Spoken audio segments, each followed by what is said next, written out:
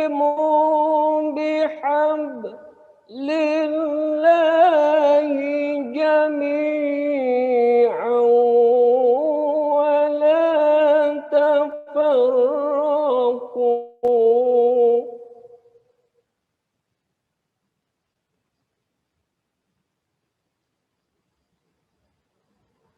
واذكروا نعمة الله عليكم إذ كنتم أعداء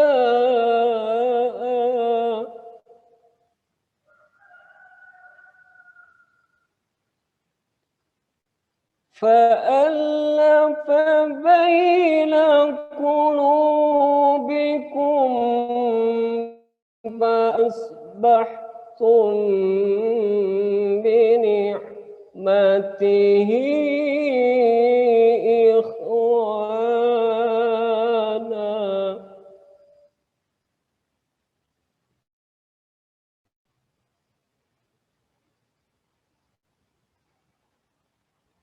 وكنتم على شفا حفرة من النار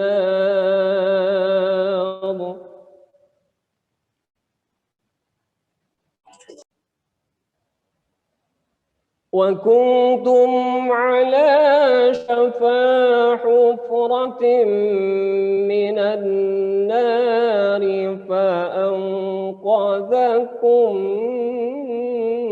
منها.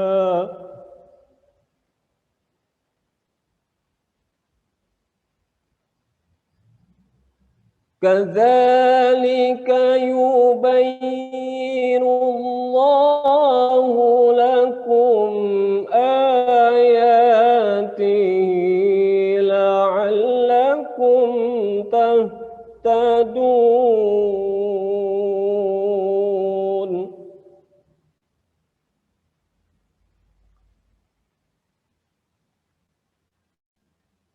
ولتكن منكم أمة يدعون إلى الخير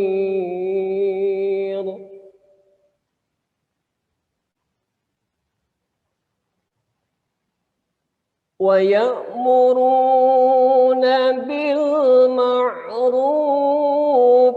وينهون عن المنكر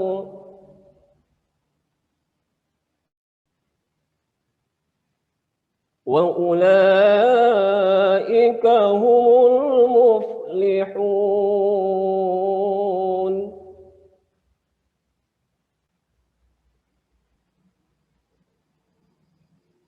ولا تكونوا كالذين تفرقوا واختلفوا من بعد ما جاءهم البينات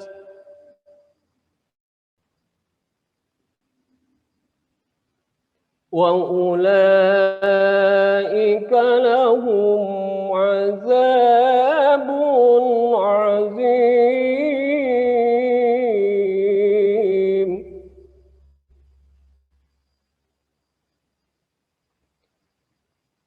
يوم تبيض وجوه وتسود وجوه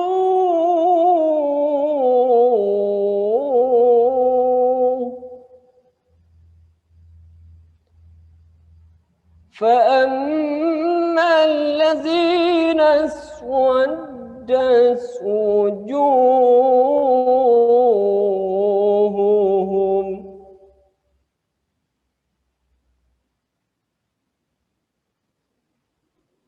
أكفرتم بعد إيمانكم فذوقوا العذاب بما كنتم كنتم تكفرون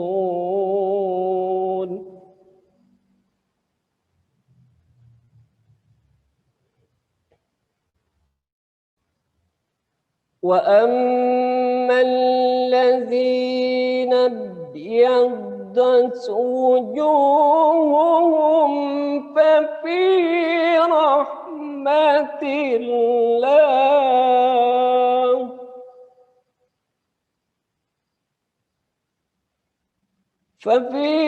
رحمة الله هم فيها خالدون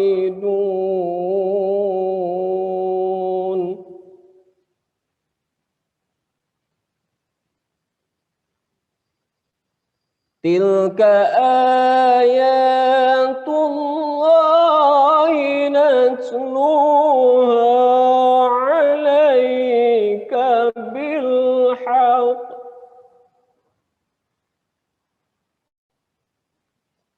وما الله يريد ظلما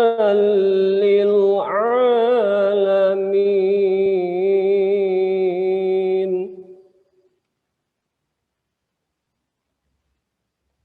ولله ما في السماوات وما في الأرض وإلى الله ترجع الأمور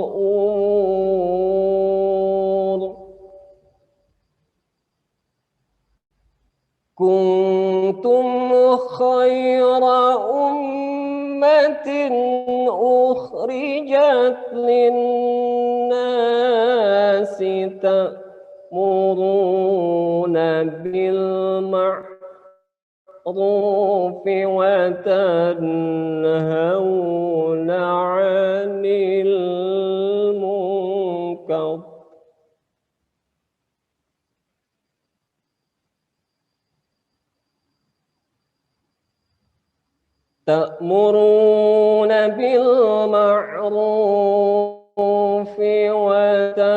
وتنهون عن المنكر وتؤمنون بالله ولو آمن من أهل الكتاب لكان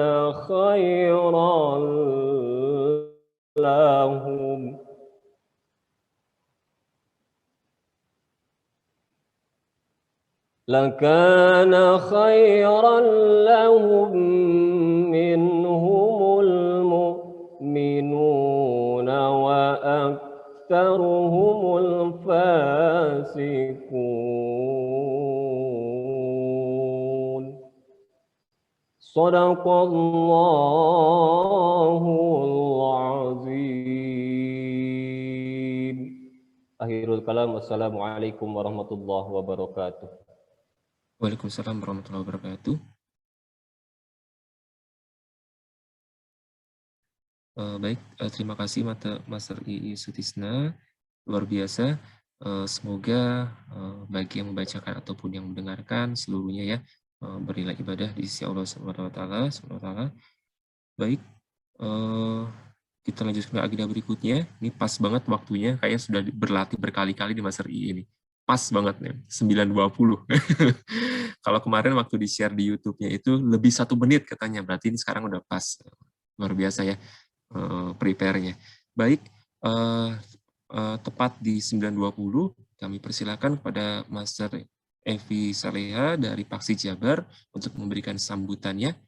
Kami persilakan Master Evi. Ya, terima kasih Master Ahmad. Bismillahirrahmanirrahim. Assalamualaikum warahmatullahi wabarakatuh. Assalamualaikum warahmatullahi wabarakatuh. Waalaikumsalam warahmatullahi. Alhamdulillahirabbil alamin, la ilaha illallah wahdahu la syarikalah, lahul mulku wa lahul hamdu wa huwa ala kulli syai'in qadir, la haula wa la quwata illa billahil aliyyil azim. Yang saya hormati dan saya banggakan Ibu Rarit Gempari, Master Rarit Gempari, Sekretaris Irjen Kemenkes, dan teman-teman sekalian, Pak Ustadz Ahmad Yaman, beserta para master yang hadir hari ini. Puji dan syukur kita panjatkan kehadirat Allah Subhanahu wa Ta'ala. Pada kesempatan pagi hari ini, Allah menakdirkan di bulan Ramadan yang mulia, menakdirkan kita bisa bersilaturahim dalam keadaan sehat walafiat, sekaligus mudah-mudahan melimpahkan segenap rahmat dan barokahnya kepada kita sekalian. Pada kesempatan ini saking bahagianya agak sulit saya menyampaikan kata-kata karena ini sesuatu yang di luar di luar dugaan kita bahwa Ramadan tahun ini kita bisa berkumpul seperti ini. Di momentum bulan Ramadan bertepatan juga dengan beberapa hari yang lalu nuzulul Quran, mudah-mudahan menjadi bagian dari ikhtiar kita. Ibu dan para master sekalian, kita oleh Allah telah dipilih menjadi bagian dari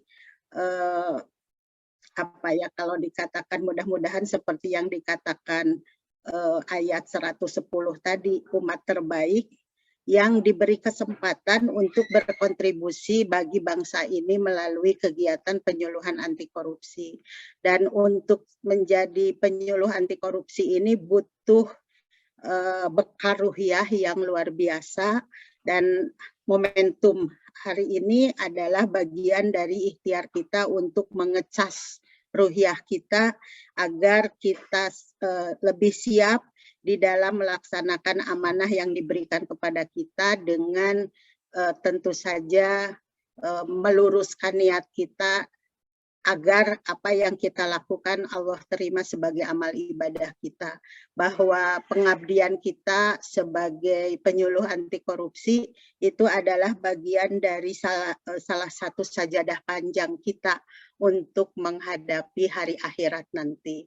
Mudah-mudahan apa yang kita lakukan benar-benar bisa memberikan kontribusi bagi bangsa ke depan, meskipun seperti setitik air di lautan, tapi Allah akan mencatatnya sebagai amal baik kita. Oleh karena itu, mari manfaatkan Ramadan kita tahun ini supaya menjadi Ramadan terbaik, karena kita tidak tahu apakah Ramadan tahun depan kita masih bisa mengalaminya atau tidak. Paling tidak kita akan berusaha sebaik-baiknya.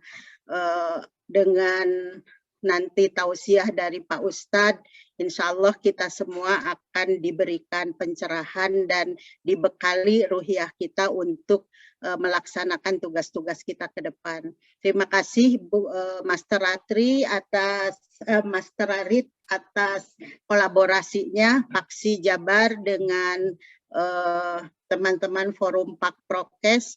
Mudah-mudahan ini awal, bukan terakhir, bukan awal dan terakhir, tapi ini awal yang akan terus berlanjut melakukan kolaborasi-kolaborasi yang lebih bermanfaat bagi kita semua, bagi bangsa Indonesia ini. Hatur nuhun atas kesempatan yang diberikan pada saya, dan mohon maaf apabila hal-hal yang tidak berkenan kalau tadi nanti disampaikan membumikan ayat-ayat Al-Quran di dalam konteks anti korupsi. Itu sesungguhnya dalam kerangka memperkuat kita bahwa apa yang kita lakukan juga bagian dari ibadah kita pada Allah Subhanahu wa Ta'ala. Demikian yang bisa saya sampaikan. Terima kasih atas perhatian dan mohon maaf apabila ada hal-hal yang kurang berkenan. Billahi taufiq wal hidayah. Assalamualaikum warahmatullahi wabarakatuh. Waalaikumsalam warahmatullahi wabarakatuh. Ya, terima kasih Master Ninin Evi Saleha. Luar biasa sambutannya, full ya, itu dalam gitu ya. Ya, luar biasa ini kalau ditulis tuh luar biasa untuk bekal kita tadi pesan-pesannya.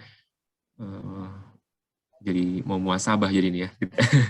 Baik, Kita langsung saja ke agenda berikutnya, ya, masih agenda sambutan, yaitu sambutan dari pembina di Pakprokes ya, Kementerian Kesehatan, Bu Ralit Gempari.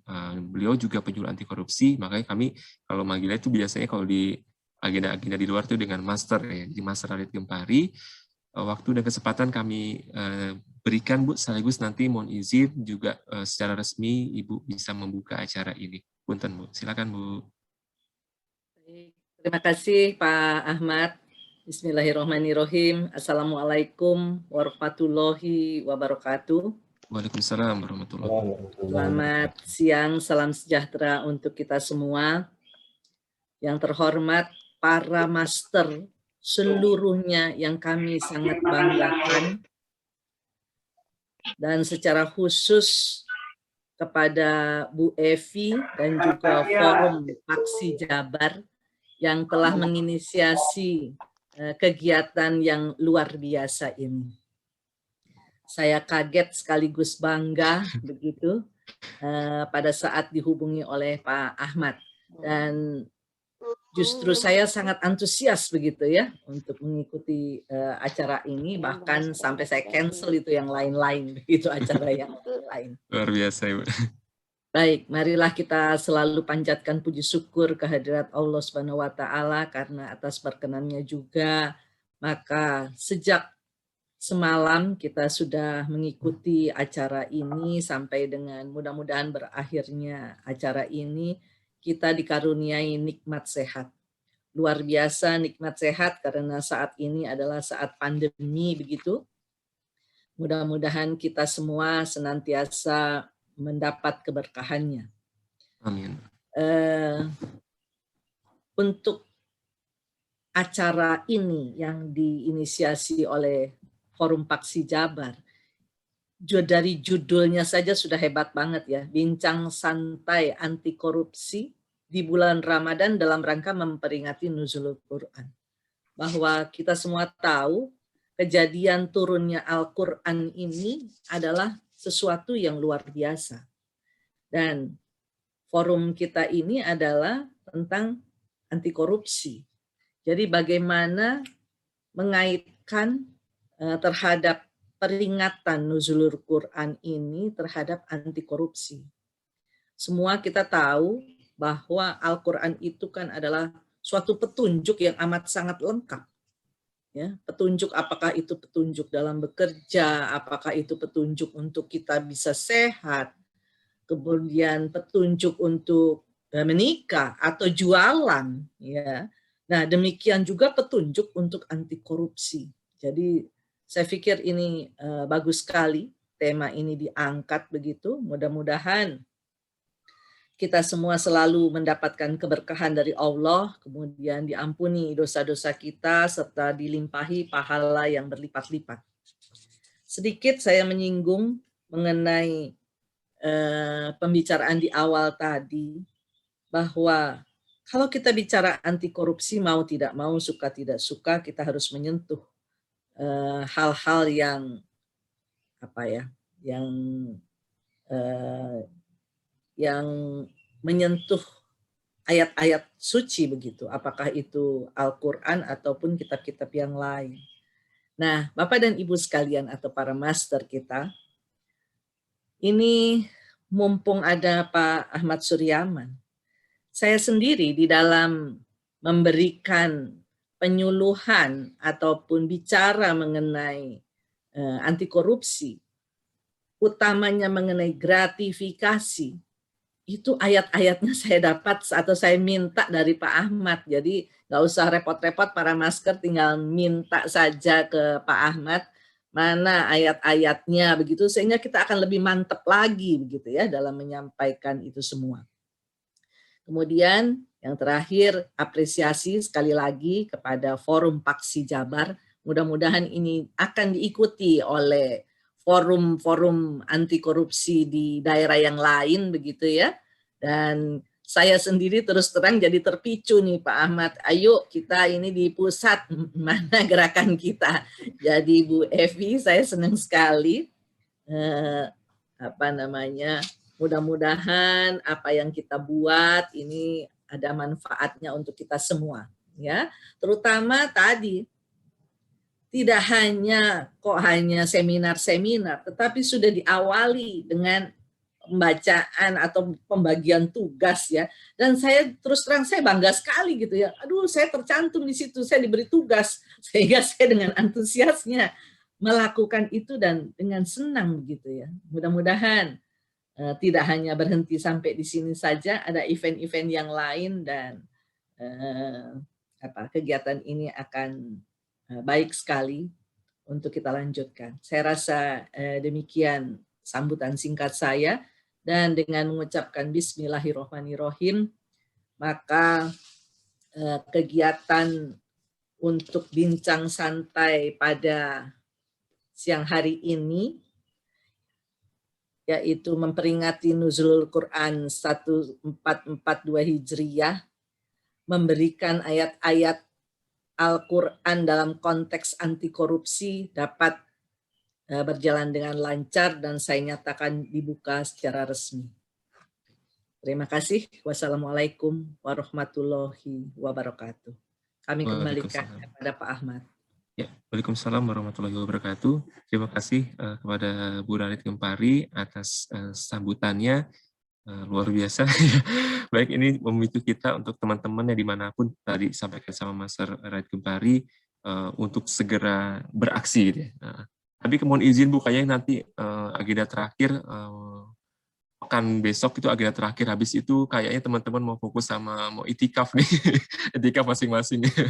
Paling nanti habis Lebaran agenda terdekat itu sudah banyak di bulan di akhir Mei atau di awal Juni dan di pertengahan Juni seterusnya itu sudah banyak sudah dibahas, nanti kita bahas di Paksi Jabar dan di Pak Prokes ya. Sekali lagi terima kasih Bu Rarit atas sambutan dan kesediaan membuka acara secara resmi. Baik, kita lanjutkan ke agenda berikutnya. Nah, kalau ini untuk yang momen sekarang ini saya mau izin ya, karena harus diserahkan ya, menyerahkan kepada Master Zain untuk mengambil alih sebagai moderator acara kita kali ini. Mohon di spotlight dan juga nanti ya kita mintakan kepada Master Zain untuk sebagai pengantar dan sekaligus membacakan profil pematerinya. Silakan.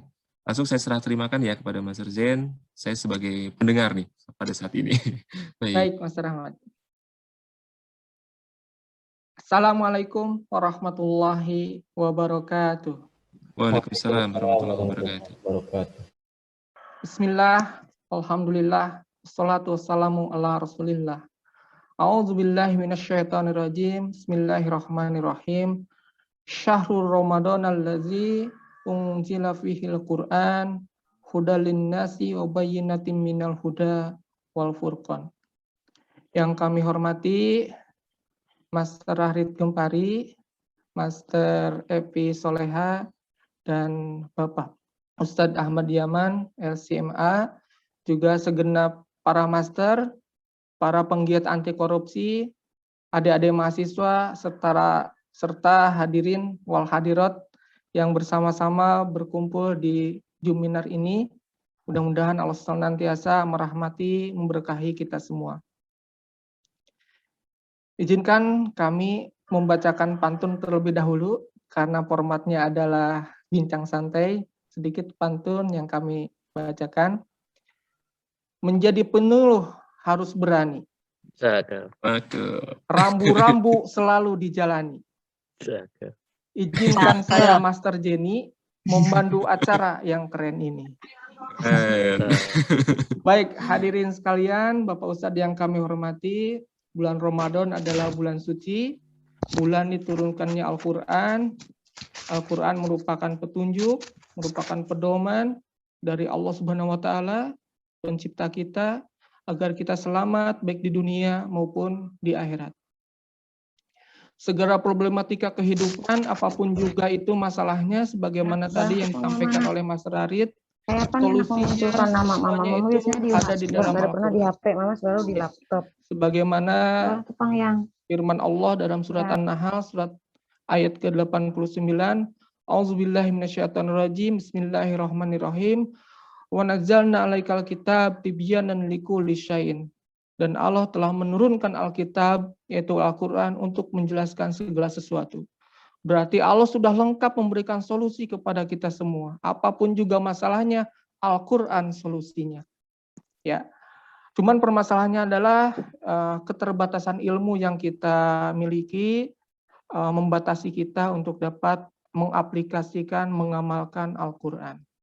Oleh karena itu, alhamdulillah ya forum ini memfasilitasi kita semua untuk bersama-sama belajar kepada Bapak Ustadz sehingga mudah-mudahan ya ruhiyah kita semakin kuat, kita mendapatkan bekal yang cukup ya, dan juga ayat-ayat Allah dapat kita amalkan, selain pasti akan menjadi solusi atas persoalan korupsi ini, juga pasti akan menjadi amal ibadah bagi kita semua karena kita telah mentaati aturan-aturan dari Allah Subhanahu wa taala. Hadirin yang dirahmati Allah, korupsi adalah permasalahan besar bangsa ini ya, termasuk kepada extraordinary crime ya, kejahatan yang sangat luar biasa. Oleh karena itu seharusnya langkah-langkah, upaya-upaya untuk mencegahnya adalah harus juga sangat luar biasa ya. Menurut catatan ICW sepanjang tahun 2020, Januari 2020 sampai dengan Desember 2020, kerugian negara akibat korupsi ini mencapai 56,7 triliun. Ini hanya satu tahun saja ya. Dan ini naik 4 kali lipat dari tahun yang sebelumnya, yaitu di tahun 2019. Sebagaimana yang kita ketahui ya, sebelum selesai masalah korupsi ini muncul lagi permasalahan korupsi yang lain, bahkan jumlahnya lebih besar. Masya Allah, luar biasa ya.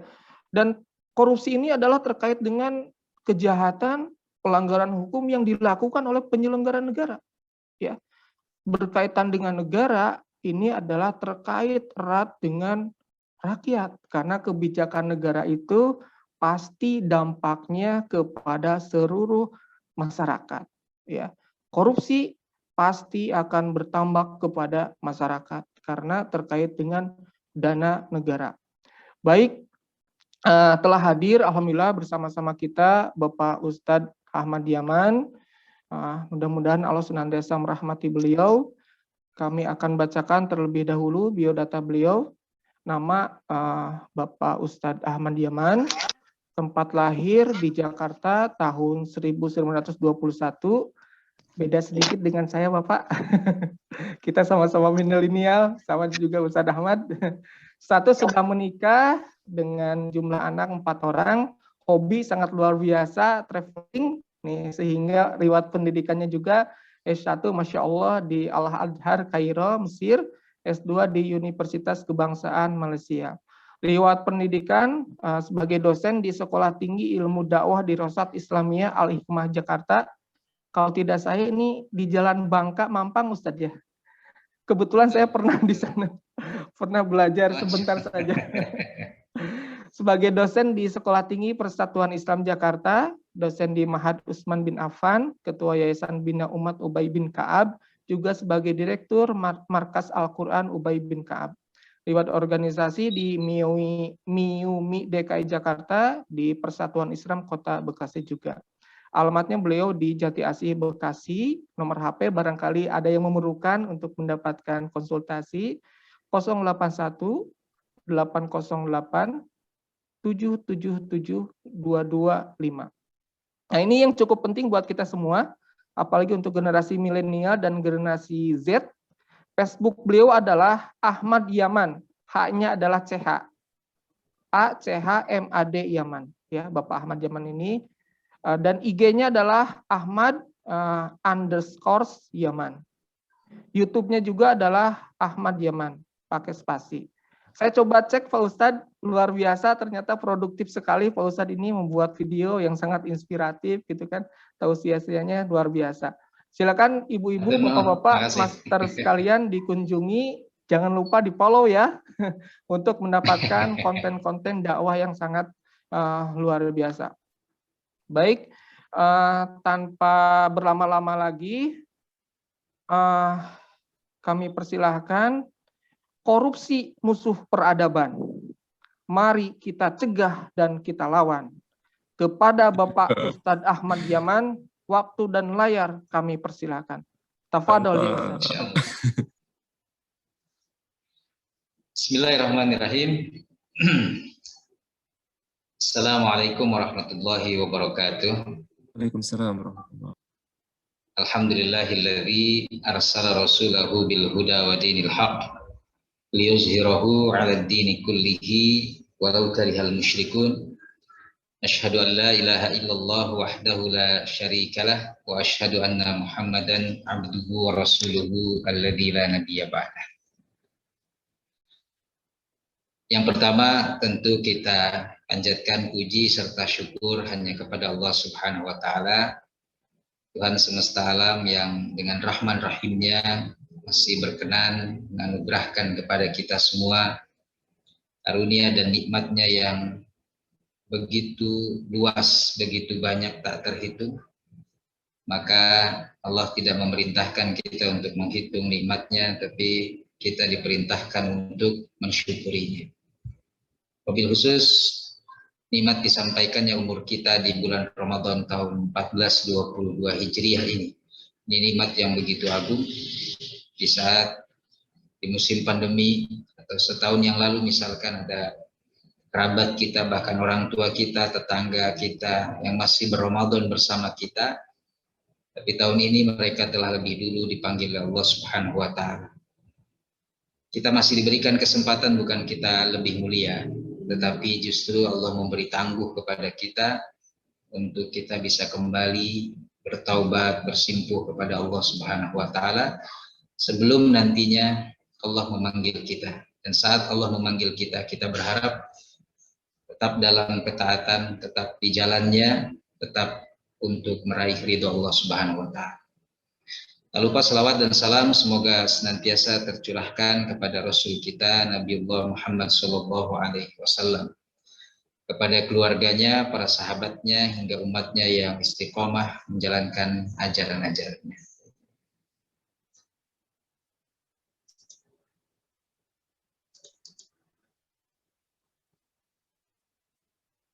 Saya share screen ya, Master Ahmad Suryana. Bisa terlihat? Bisa. Boleh. Ya. Ya, sebelumnya saya ucapkan terima kasih jazakumullah khairan kepada panitia ya Paksi Jabar dan tentu penggiat atau penyuluh anti korupsi di berbagai daerah di seluruh tanah air yang telah mengundang dan memberi kesempatan pada saya untuk bersilaturahim. Ini luar biasa, kesempatan yang sangat berharga yang saya dapatkan pada kesempatan hari ini di bulan suci Ramadan ini. Ternyata ini para master semua ya. Kalau di pegiat anti korupsi atau penyuluh anti korupsi semuanya bergelar master. Tapi apa Master Limbat bagian dari Paksi? Enggak ya. Di sini ada master dan calon master, Ustaz. Masya Allah. Saya tertarik ternyata ini para penyuluh anti korupsi ini relawan ya yang memang tidak bergaji dan tidak dibayar oleh negara, tapi memang panggilan nurani. Di samping tentunya bagian dari dakwah. Mungkin saya suatu saat diperbolehkan untuk menjadi salah satu anggotanya. Insya Allah daftar nanti. Insya Allah saya nanti di-share, Ustaz. Baik. Bapak Ibu semua yang saya hormati, tanpa mengurangi rasa hormat untuk semuanya. Tadi ada Ibu Radit, Gempari, kemudian juga ada Ibu Ninin ya, Nin Evi, yang cucunya sudah 8 dan akan bertambah lagi insya Allah. Makanya disebut Nin, di bahasa Sunda kan biasanya Nin, Ne, dan lain sebagainya. Alhamdulillah bisa bergabung di forum ini, mudah-mudahan menjadi forum yang penuh dengan kebaikan, menjadi forum yang penuh dengan keberkahan insya Allah, dan memberikan semangat kepada kita semua, siapapun itu, baik yang resmi maupun tidak resmi, untuk terus membumikan ayat-ayat Al-Quran, ya, untuk memberantas korupsi, mencegah ya korupsi di negeri kita ini, sehingga keberkahan itu Allah Subhanahu Wa Taala hadirkan kembali di negeri kita. Kita tidak terfikir kita, tetapi kita berpikir tentunya untuk anak cucu generasi kita mendatang, ya, entah seperti apa generasi kita mendatang, entah seperti apa negeri kita ini. Mudah-mudahan Allah Subhanahu Wa Taala senantiasa menjaganya. Dan yang kita lakukan saat ini mungkin saja hasilnya tidak kita rasakan oleh kita, mungkin dirasakan oleh anak cucu kita, tapi insya Allah yakinlah bahwa jariah pahala itu senantiasa mengalir walaupun kita sudah tidak ada di muka bumi ini. Baik Bapak Ibu yang dirahmati Allah Subhanahu Wa Taala, saya diberikan amanah yang berat sebenarnya bagi saya terkait dengan tema membumikan ayat-ayat anti korupsi dalam Al-Quran. Tapi tentu ini bagian juga dari pembelajaran. Ya, di satu sisi diberi amanah, satu sisi saya secara pribadi kemudian lebih banyak belajar lagi dari teman-teman para penyuluh penggiat anti korupsi ini, ya, yang di lapangan tentu Masya Allah, ya, sudah banyak bekerja, berkarya, ya, kemudian berkontribusi demi perbaikan negeri ini. Kita bagi tugas dalam hal ini tentu, ya, semua lini, semua sektor kita isi dengan tawasau bil haq, tawasau bis sabr, supaya tidak ada satu ruang kosong yang di situ dimasuki oleh setan, di situ dimasuki oleh hawa nafsu manusia, ya, yang kemudian akan merusak dan menghancurkan tatanan kehidupan masyarakat atau negeri kita yang kita cintai.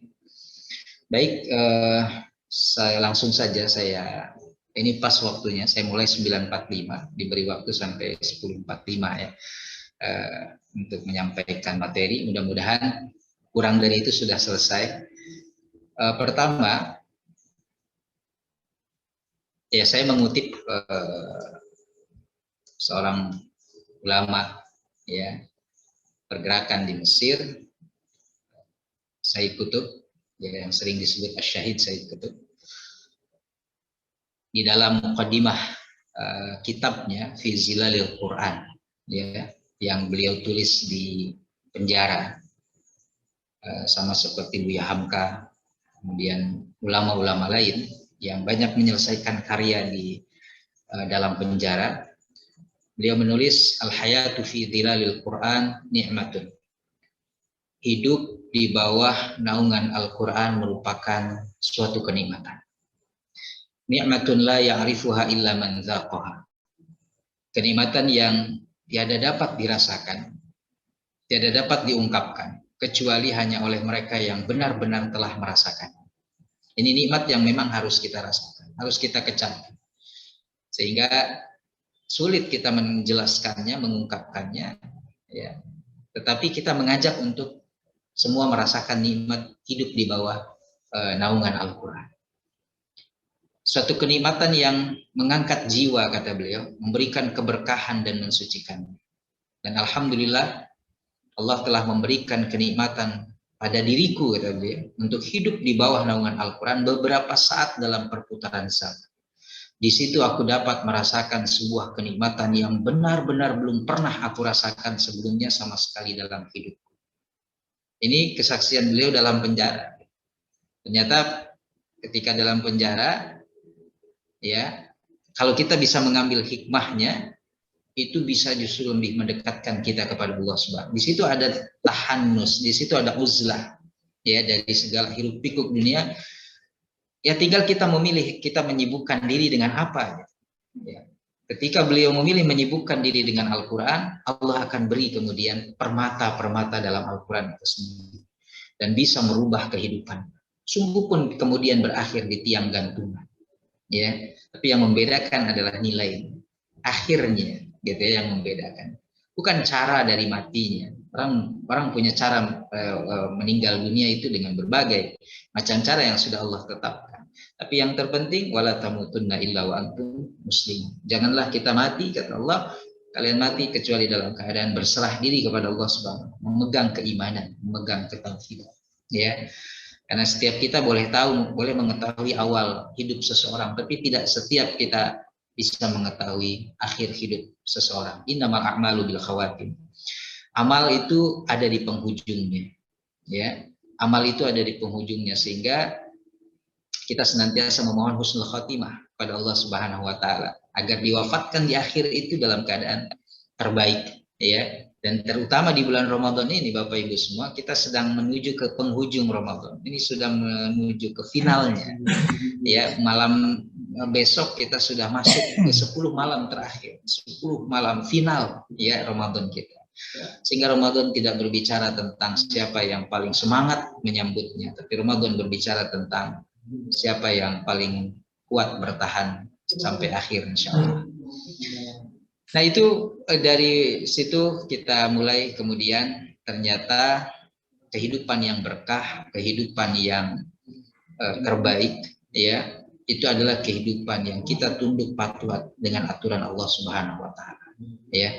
Tunduk dan patuh dengan hukum Allah Subhanahu wa taala yang itu terkandung di dalam Al-Qur'an sebagai pedoman hidup kita, sebagai peta kehidupan kita. Orang tidak ada peta itu mudah tersesat, ya, nyasar ke sana kemari, tidak ada tujuan, tidak ada arahnya.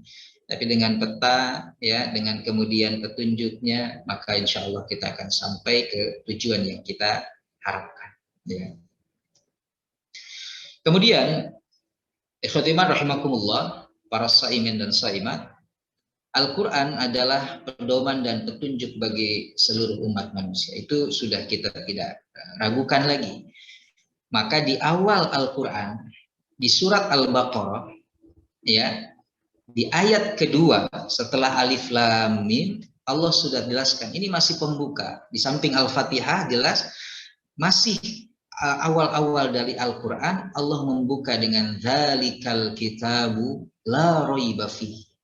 Artinya Al-Quran ini tidak ada keraguan bahwa dia adalah sebagai hudan, sebagai petunjuk. Sehingga Allah membuka ayat ini supaya kita tidak meragukan isi kandungan Al-Quran sampai An-Nas. Sehingga di awal sudah diingatkan terlebih dahulu, la raiba fihi. Al-Quran itu tidak ada keraguan sedikit pun di dalamnya. Artinya isinya, kandungannya, kemukjizatannya, kebenarannya itu qat'i, mutlak, gitu ya. Sehingga dibuka sejak itu oleh Allah Subhanahu wa taala supaya ketika kita menyelami, mendalami, membaca, mentadaburi ayat-ayat selanjutnya sampai An-Nas, kita yakin bahwa di awal kita sudah diingatkan bahwa tidak ada keraguan sedikit pun dari Al-Quran. Ya. Karena Al-Quran mengandung nilai-nilai universal yang senantiasa sesuai pada setiap zaman dan tempat dimanapun manusia berada. Ini relevan, Al-Quran itu relevan. Ya, tidak ada istilah Al-Quran ketinggalan zaman, tidak.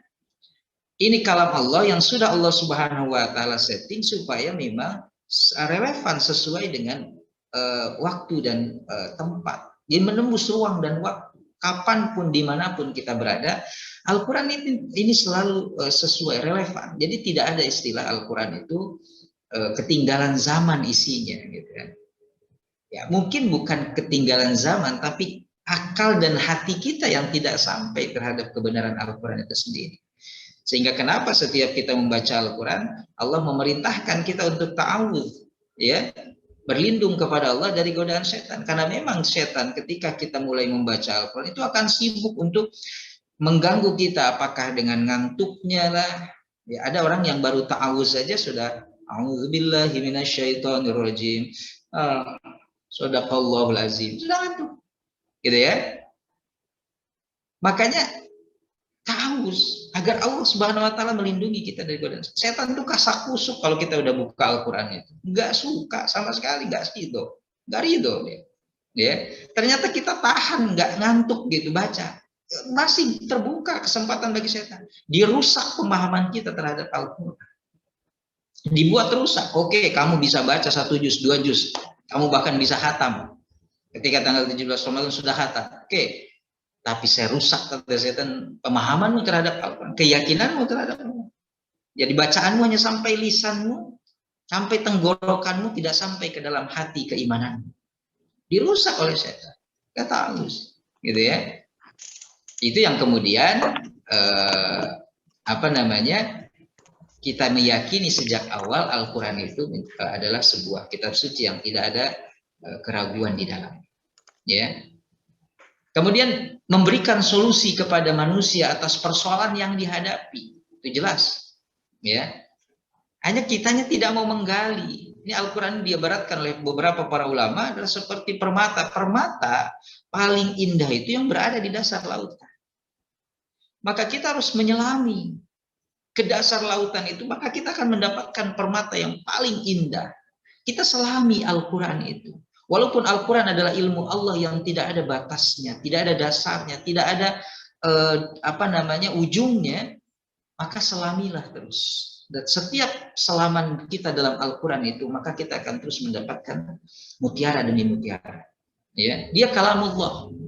Kenapa kalam kemudian disandarkan dengan lafaz Allah? Karena tadi Al-Quran bukan kalam Muhammad seperti yang dituduhkan oleh orang-orang kafir. Ini adalah buatan Nabi Muhammad, buatannya Jibril, atau kong-kalingkongnya Jibril dengan Nabi Muhammad. Bukan. Ya, ini adalah murni lafzan wa makna minallah. Lafaz dan maknanya datang dari Allah Subhanahu wa taala. Apalagi kalau dibahas tentang keindahan bahasa, kemukjizatan ilmiah Al-Quran, Masya Allah tidak ada habisnya. Bahkan ini menjadi inspirasi sarjana-sarjana dunia menggali Al-Quran, dan S1-nya Al-Quran, S2-nya, S3-nya Al-Quran, tetap saja terus tidak pernah habis ilmu Al-Quran digali, selalu ada. Ya, maka memang untuk mendapatkan permata itu dibutuhkan mendekati Al-Quran itu dengan hati yang bersih, sehingga sebagus apapun benihnya, kalau tanahnya tandus, tidak gembur, benih akan sulit tumbuh. Al-Quran itu benihnya, tapi hati keimanan kita itu tanahnya, maka harus kita perbaiki, gemburkan dulu tanah, ya, supaya benih itu akan tumbuh, berkembang dan berbuah. Jadi Al-Quran kita yakini memberikan solusi kepada manusia atas persoalan yang dihadapi. Ma farratna fil kitabi min syai', kata Allah. Tidak kami tinggalkan sedikit pun kecuali ada dalam Al-Quran. Tapi adanya dalam Al-Quran itu tentu bukan seperti toserba, dalam arti toko serba ada, ini ada gitu. Tidak. Tetapi secara global, secara general, ya, itu kemudian kita bisa rinci dalam Al-Quran itu semua. Memang di dalam Al-Quran tidak ada perintah sekarang misalnya bikin lampu merah gitu ya, ngatur jalan. Wah, ini enggak Qurani ini katanya. Karena di Quran nggak ada perintah bikin lampu merah. Ya kita cari juga nggak akan ada ayatnya. Tapi dalam Al-Quran Allah memerintahkan wala tufsidu fil ardi. Jangan kamu berbuat kerusakan di muka bumi. Hadirkan kemaslahatan, hadirkan ketertiban. Artinya apapun sarana yang bisa menghadirkan ketertiban, kemaslahatan, maka itu Qurani, sesuai dengan spirit Quran. Ya. Maka adalah lampu merah, ada lampu merah saja masih diterobos kan gitu. Ya. Ada lampu merah saja masih diterobos. Mungkin yang agak senyumnya lebar itu pengalaman pribadi mungkin gitu ya. Ya. Jadi ada lampu merah masih diterobos. Padahal itu ingin dihadirkan kemaslahatan, keselamatan, ketertiban gitu ya. Jadi tidak ada memang dalam Al-Quran perintah itu. Tidak ada dalam Al-Quran perintah kemudian bikin mesin jahit, benang, kan nggak ada. Tetapi dalam Al-Quran ada perintah kita menutup aurat. Sehingga sarana apapun yang kemudian bisa mencapai tujuan menutup aurat tadi, sarana itu sesuai dengan perintah Allah. Maka adalah kemudian yang tukang jahitnya, ada yang kemudian pabrik mesin jahitnya, pabrik benang dan lain sebagainya. Itu solusi sebenarnya. Ada semua di dalam Al-Quran kalau kita mau menggalinya. Maka kata Allah, walaqad yassarnal Qur'ana lidzikri fahal min muddakir. Pertanyaannya kan gitu. Setelah kami mudahkan Al-Quran itu jadi pelajaran, jadi ibrah, jadi hikmah, jadi sumber segala solusi, ya. Fahal min muddakir, pertanyaannya ada nggak orang yang mau mencari pelajaran itu, mau menggalinya? Jadi pertanyaan, masalahnya bukan di Qur'annya, di kitanya, ada nggak yang mau mencari itu, ya. Nah itu sebagai dasar. Kemudian saya masuk ke nilai-nilai integritas dalam Al-Quran, ya, karena berkaitan erat dengan korupsi tadi ya, kita penggiat anti korupsi ya. Saya kutip saja menurut seorang trainer dan motivator yang sudah kita kenal, Mas Ivo Santoso. Integritas sering diartikan sebagai menyatunya pikiran, perkataan, dan perbuatan untuk melahirkan reputasi dan kepercayaan. Ini kan Al-Quran sudah membahas itu. Bagaimana kata Allah, kabura maqtan indallahi an taqulu ma la taf'alun. Amat besar dalam surah As-Saff. Murka Allah kepada mereka yang berkata tapi tidak berbuat. Gitu ya. Jadi menunjukkan, kemudian nyuruh apa, tapi tidak melakukan. Nah, inti dari salah satu masalah negeri kita adalah keteladanan. Kenapa Rasulullah begitu mudah? 23 tahun kurang lebih beliau menyampaikan Islam, peradaban manusia beres. Ya, benar-benar mengeluarkan manusia dari jahiliyah, sejahiliyah-jahiliyahnya. Kalau kita baca sejarah kaum jahiliyah di Mekah saat itu, Iya, sayang Masya Allah, ya. Kalau RSM dia boleh. Pernikahannya jahiliyah, gitu ya. Di zaman jahiliyah itu ada 4 pernikahan. Ada yang pernikahan seperti sekarang, itu memang disyariatkan, sudah diabadikan. Ada yang namanya istibdo. Istibdo itu menyimpan saham. Saya punya istri, misalkan dikirim ke orang yang IQ-nya tinggi, gitu. Ya, pokoknya kembaliin ke saya sampai istri saya hamil, supaya dapat benihnya, gitu. Dapat bagus. Itu kalau kecerdasan. Kalau yang kemudian darah biru supaya dapat hormatnya, gitu, ningratnya. Kalau kemudian dia cantik supaya dapat ketampanannya, gitu ya. Itu nikah terjadi di zaman jahiliyah. Ada lagi nikah yang kemudian rame-rame, maaf, ya. Kemudian nanti lahir anak siapa yang mirip dari bapak-bapaknya itu, maka itu yang menjadi bapak. Jadi sangat jahiliyah sekali, ya. Nah, Rasulullah dalam waktu 23 tahun berhasil. Apa yang menjadi sebabnya? Ya, kita bisa berkaca dalam Al-Quran ayat surah Al-Ahzab ayat 45. Ya ayyuhan nabi, auzubillahi minasyaitonirrajim. Wahai nabi, inna arsalnaka syahidan. Sesungguhnya kami mengutus engkau pertama menjadi saksi, menjadi alat bukti akan agung dan mulianya ajaran Islam.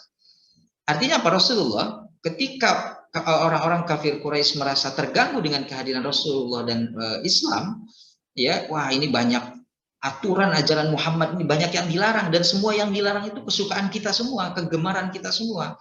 Khamr dilarang, judi dilarang, zina dilarang, membunuh dilarang, ya, dan semua kegemaran kita itu dilarang, ya.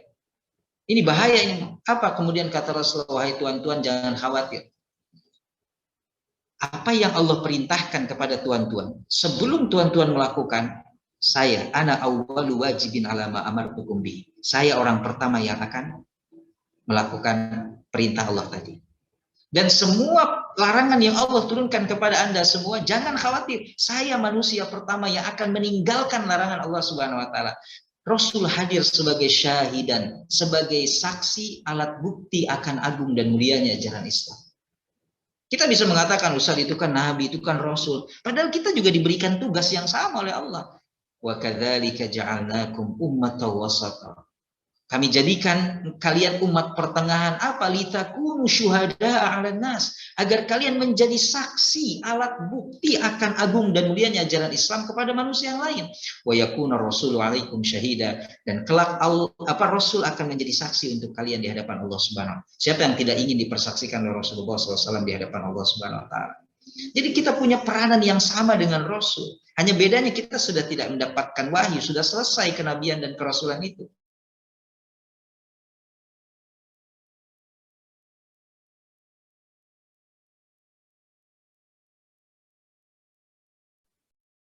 Nampaknya terputus. Oh, ini khusus di jaringan Ustadz Ahmad sepertinya ya. Bapak Ibu yang lain apakah sama-sama terputus? Kalau jaringan sepertinya ya. Baik, kita tunggu. Silakan Bapak Ustadz dilanjutkan. Tadi sempat terhenti sejenak.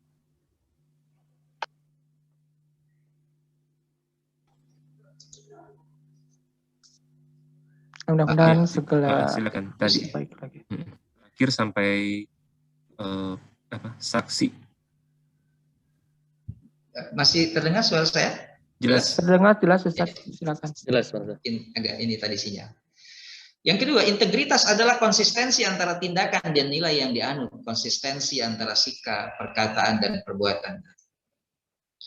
Makanya para ulama hadis itu dalam menulis dan menyusun ilmu hadis itu selalu menempatkan bab al-ilmu qabla al-qawli wal amal. Ilmu sebelum berkata dan berbuat. Ya, jadi ilmu itu sangat penting sehingga wahyu pertama saja sudah menyadarkan kita tentang fungsi intelektualitas kita, sekaligus tentunya supaya kita kemudian merenungi tentang penciptaan kita. Iqra bismi rabbikal ladzi khalaq.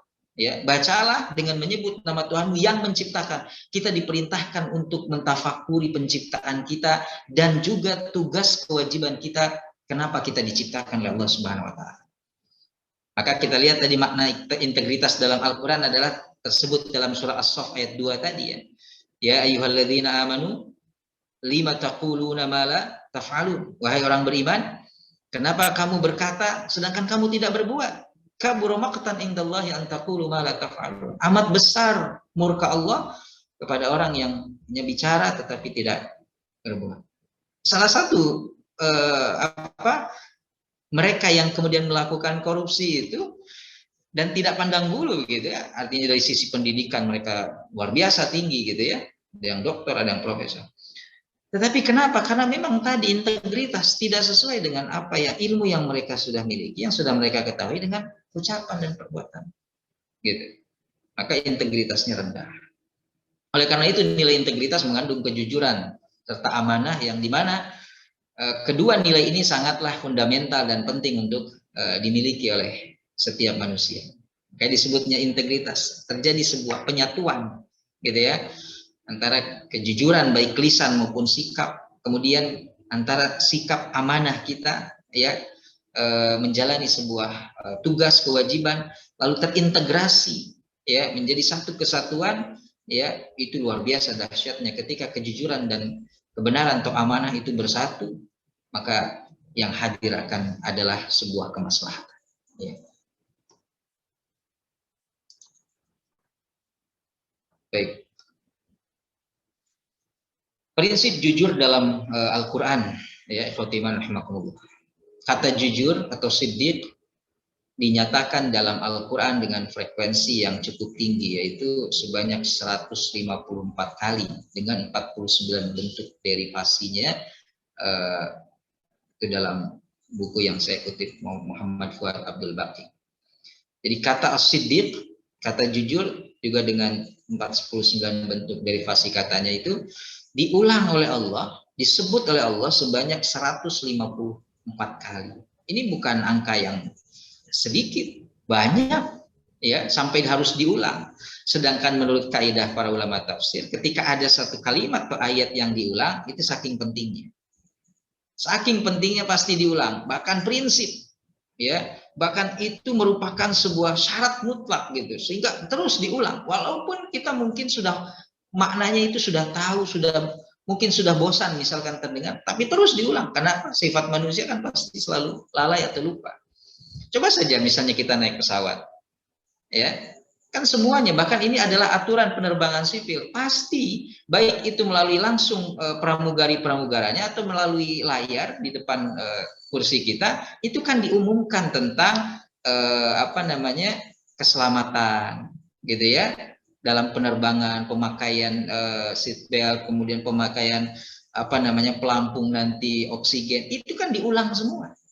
Walaupun Bapak Ibu sering naik pesawat, saya belum pernah dengar ya kalau ada yang naik pesawat, kemudian ada interupsi ke pramugara yang akan mengumumkan itu. Maaf Mbak, kita udah hafal kok, nggak usah diulangin lagi ya, nggak usah diumumkan lagi. Enggak. Ini memang aturan penerbangan sipil.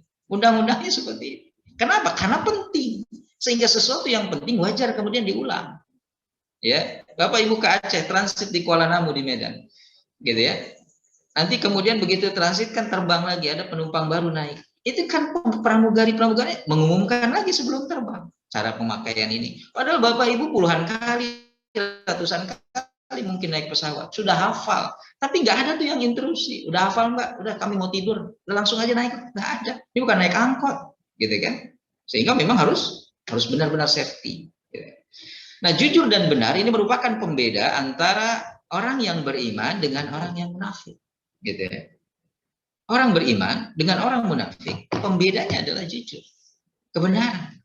Sebagaimana pada ayat tadi di atas tadi ya, memiliki sifat jujur dan benar merupakan salah satu kriteria yang orang yang bertakwa. Ya, bagaimana Allah ungkapkan juga dalam Al-Quran surah Al-Baqarah ayat 177, ulaika humul ladzina shadaqu wa ulaika humul muttaqun. Mereka adalah orang-orang yang jujur, ya, bisa nanti dirujuk, wa ulaika humul muttaqun, dan mereka adalah orang-orang bertakwa. Ya. Artinya kejujuran ini inherent dengan ketakwaan seseorang. Hilang kejujurannya, maka hilang juga ketakwaan seseorang. Dan bisa dikatakan jujur wal iman. Iman juga jujur. Jujur adalah iman. Hilang salah satunya, maka hilang yang lainnya. Ya. Dan kejujuran ini, saya rasa kita sepakat ini ajaran universal. Semua agama, ini akhlak yang universal. Semua agama itu pasti mengajarkan kejujuran. Tidak ada agama manapun, ajaran manapun yang mengajarkan kebohongan. Bahkan nggak suka. Bahkan orang yang suka bohong aja nggak suka dibohongi. Ya, sehingga kejujuran, ya, sikap jujur ini merupakan ajaran universal yang diterima oleh semua agama atau diajarkan oleh semua agama. Apalagi dalam Islam jelas agama kita, ajaran yang berdasarkan wahyu. Artinya kebenarannya mutlak. Ada kemudian agama, ajaran yang memang itu buatan manusia saja tetap mengajarkan kejujuran. Apalagi yang berdasarkan wahyu Allah Subhanahu wa Ta'ala. Lalu Allah mengistimewakan orang-orang yang benar, jujur. Ini ayat-ayat yang kemudian memotivasi kita, menstimulus kita untuk senantiasa bersikap jujur. Kenapa? Disejajarkan, disandingkan dengan para nabi, para rasul. Kita senantiasa berdoa kan, Bapak Ibu, dalam sehari semalam 17 kali minimal di surat Al-Fatihah, ihdinas siratal mustaqim, siratal ladzina an'amta 'alaihim ghairil maghdubi 'alaihim waladdallin. Tunjuki kami ya Allah jalan yang lurus, yaitu jalan orang-orang yang Engkau beri nikmat. Siapa yang Engkau beri nikmat? Siapa yang Allah beri nikmat? Itu An-Nisa ayat 69 tafsirannya. Ya, siapa mereka? Minan nabiyyin, para nabi, para rasul, mereka yang diberi nikmat. Wasiddiqin, nah itu orang-orang jujur, orang-orang benar. Ya, wasyuhada, para syuhada, wassalihin, orang-orang saleh, wa hasuna ulaika rafiqa, dan sungguh mereka adalah sebaik-baik teman. Maka dalam berteman pun kita pasti suka dengan teman yang jujur, sahabat yang jujur, karena kejujuran itu pasti akan mengantarkan kepada kebaikan, dan kebaikan mengantarkan kepada surga. Alaikum bisidqi, kata Rasulullah. Hendaklah kamu jujur, fa inna sidqa yahdi ilal bir, karena jujur itu mengantarkan kita kepada kebaikan-kebaikan yang lain. Wa innal birra yahdi ilal jannah, dan kebaikan-kebaikan tadi, kebajikan-kebajikan tadi itu akan mengantarkan kita kepada surga. Nah, sebaliknya berarti dusta mengantarkan kita kepada perbuatan dosa-dosa setelahnya, selanjutnya, ya kan? Wa iyyakum al-kadziba, kata Rasulullah, hati-hati kamu dengan dusta, artinya tidak jujur, karena dusta itu yahdi ilal fujur, akan mengantarkan kamu kepada dosa yang lain. Dusta menutupi dusta yang lain. Nanti kita akan berbuat bohong lagi untuk menutupi kebohongan sebelumnya, dan terus seperti itu. Wa innal fujur yahdi ilan nar, dan kedurhakaan tadi, dosa-dosa tadi mengantarkan kita kepada api neraka. Ya, nah ini doa yang senantiasa kita mohon kepada Allah Subhanahu Wa Taala untuk kita diberikan nikmat oleh Allah Subhanahu Wa Taala, yaitu seperti para nabi, para siddiqin, syuhada, dan saleh. Kemudian ayat-ayat Al-Quran tentang kejujuran bisa Bapak Ibu cek ya di surat Taubah misalnya ayat 119, kemudian surat Az-Zumar ayat surat ke-39 ayat 33, surat Al-Maidah ayat 8, surat An-Nahl ayat 105, dan surat Al-Ankabut ayat 3 ya. Itu prinsip jujur dalam Al-Quran. Sedangkan konsep amanah di dalam Al-Quran ya, menurut Kamus Al-Munawwir, pengertian amanah adalah segala yang diperintahkan Allah kepada hamba-Nya. Ya. Jadi segala yang diperintahkan Allah kepada hambanya dan kita mengerjakannya, maka kita disebut rajulun amin, sosok yang amanah, menunaikan semua kewajiban itu adalah amanah. Artinya apa? Puasa adalah amanah dari Allah. Ya, sholat itu amanah Allah, berzakat itu amanah Allah, berhaji amanah Allah. Lalu kemudian kita berusaha keras untuk menunaikannya dan konsisten menjaganya, maka kita sudah menjaga amanah Allah Subhanahu wa taala. Jadi amanah itu tidak harus bermakna dititipin uang gitu ya. Titipin jabatan misalkan, itu bagian juga. Tetapi kita melaksanakan dan komitmen konsisten dengan perintah Allah pun itu kita melaksanakan amanah, menunaikan amanah. Ya. Dan amanah menurut Al-Quranul Karim semuanya bermakna menepati janji dan ada pertanggungjawaban. Ya. Sebenarnya Bapak Ibu semua, puncak dari sumber dari segala masalah korupsi itu, kenapa Allah selalu mengaitkan, Allah dan Rasulnya selalu mengaitkan barang siapa yang beriman kepada Allah dan hari akhir. Sebenarnya puncaknya adalah di hari akhir. Kalau kita benar-benar menanamkan keimanan kepada hari akhir yang mendalam, yakin bahwa setiap perbuatan kita, ada ungkapan i'mal masyi'ta, pokoknya apa saja kamu boleh lakukan, tapi ingat bahwa nanti akan ada hisabnya, nanti akan ada pertanggungjawaban, itu aja. Kamu mau bebas melakukan apa saja silahkan, selama bisa mempertanggungjawabkan, selama bisa berhadapan dengan hisabnya Allah. Ya, sehingga yang harus dikuatkan juga dalam hal ini adalah tentang konsep keyakinan kita kepada hari akhir. Lemahnya keyakinan kita terhadap hari akhir, terhadap hari hisab nantinya, itulah kemudian yang banyak menimbulkan berbagai macam kejahatan, termasuk korupsi.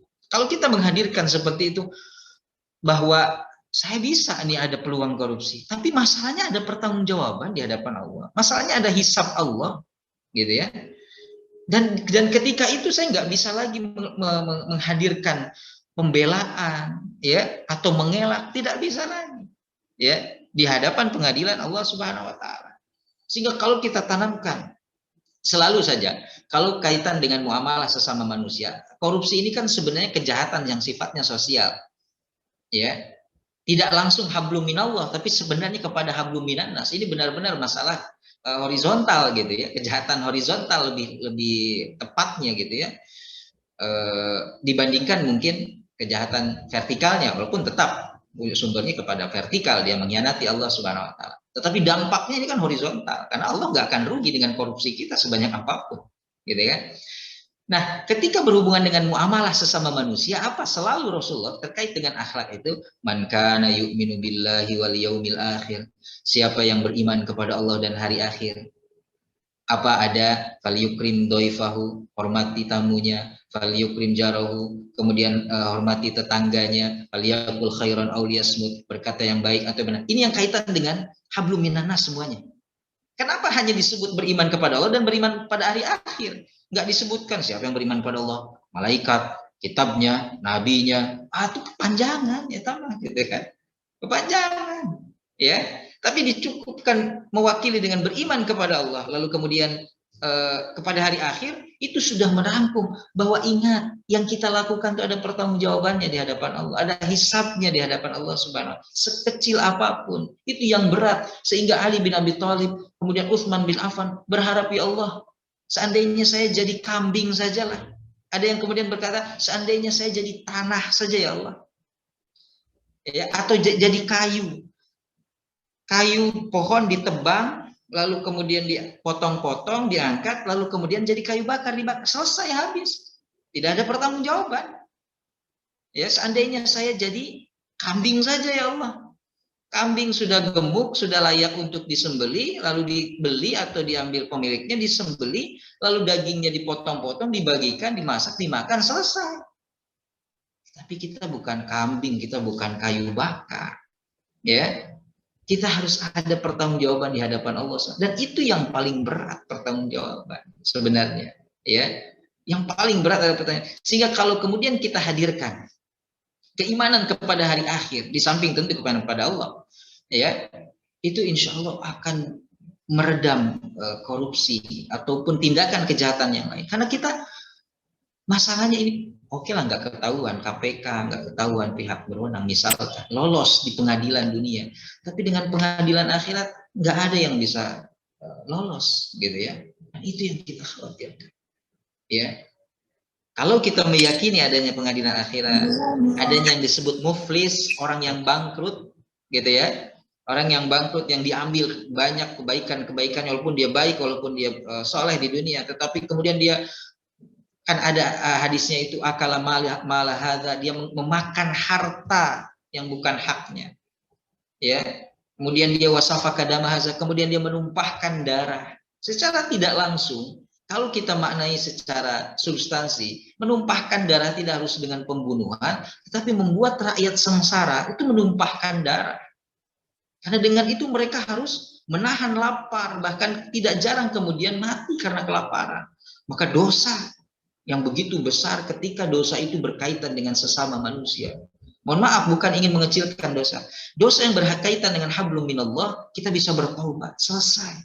Allah Maha penerima taubat. Tapi dosa yang berkaitan dengan sesama manusia, apalagi hajat, kebutuhan hidup orang banyak, itu nggak bisa kita hanya bertaubat kepada Allah.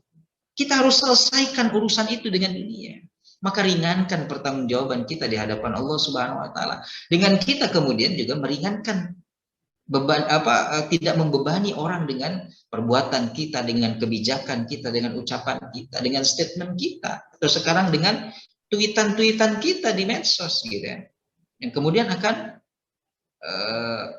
mengakibatkan kita berat perhisaban di hadapan Allah Subhanahu wa taala, pertanggungjawaban. Kemudian ayat-ayat yang berkaitan dengan amanah, ya, Fatimah rahimakumullah, kita lihat dalam surah Al-Baqarah ayat 283, ya. Kemudian surah An-Nisa ayat 58, surah Al-Anfal ayat 27, dan surah Al-Ma'arij ayat 32, ya. Saya tidak bisa membahas satu persatu tentu karena waktunya cukup singkat, ya. Baik, membangun. Selanjutnya saya ingin mungkin sedikit sharing, tapi tentunya ini tidak bermaksud menggurui, ya, atau mungkin Uninin tidak seperti mematahan ngojai kameri, ya. Mungkin Kang Ahmad Suryaman agak ngerti sedikit, ngajarin berenang ke itik, gitu ya. Nah, ini saya tidak bermaksud seperti itu, tapi kita tawasobil sharing, ya. Membangun budaya anti korupsi dalam Al-Quran. Nah, Sayyid Hussein Al-Alatas menyimpulkan bahwa korupsi tidak akan lepas dari beberapa ciri khususnya, yaitu pertama, suatu pengkhianatan terhadap kepercayaan tadi. Artinya tidak ada integritas. Sehingga sekarang kan integritas itu menjadi syarat, gitu ya. Mau jadi ASN, menjadi apa begitu ya, anggota dewan dan sebagainya, integritasnya itu kan didahulukan. Ya, integritasnya harus didahulukan sebelum kemudian yang lainnya, ya. Kemudian yang kedua, penipuan terhadap badan pemerintahan, lembaga swasta atau masyarakat umum. Jadi sebenarnya begini, saya melihat korupsi itu kita ini selalu kemudian memberatkan atau menuduhkannya kepada penyelenggara negara saja. Tapi kita tidak lihat dari bawah. Mereka kan sebelum jadi penyelenggara negara pun rakyat biasa, gitu. Sehingga kita memang harus melatih kejujuran dan integritas itu sejak dini, bukan kemudian hanya saat menjadi penyelenggara negara. Penyelenggara negara, misalnya dia di umur 55, tapi kita nggak tahu dari umur 20 sampai 55 ini bagaimana integritas, gitu kan? Hanya mungkin sorotan media, sorotan masyarakat, publik kepada penyelenggara negara jauh lebih hebat dibandingkan kepada saya sebenarnya, misalkan rakyat biasa, gitu kan?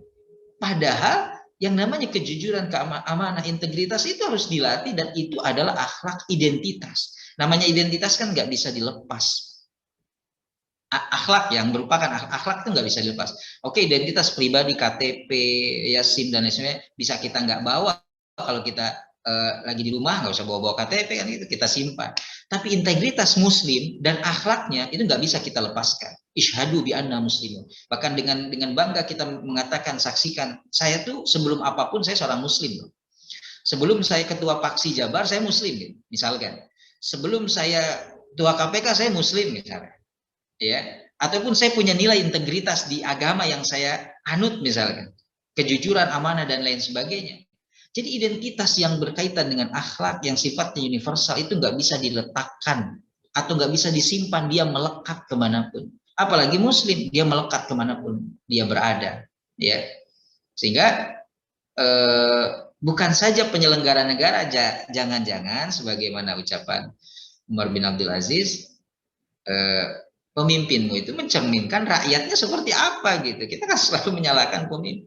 Lihat dulu kualitas rakyatnya, karena pemimpin lahir dari rahim rakyat. Berarti apa? Fungsi kita masing-masing adalah PR-nya mensolehkan diri kita, menguatkan integritas kita, kejujuran dan amanah kita, sehingga kemudian akan lahirlah pemimpin-pemimpin yang baik tentunya. Ya. Kemudian penipuan dengan sengaja melalaikan kepentingan umum dan kepentingan khusus, gitu ya. Ini beberapa ciri ya dari korupsi. Kemudian dilakukan dengan rahasia, jelas namanya dosa, Pak. Ya, apa kata Rasulullah mendefinisikan albir dengan al-its?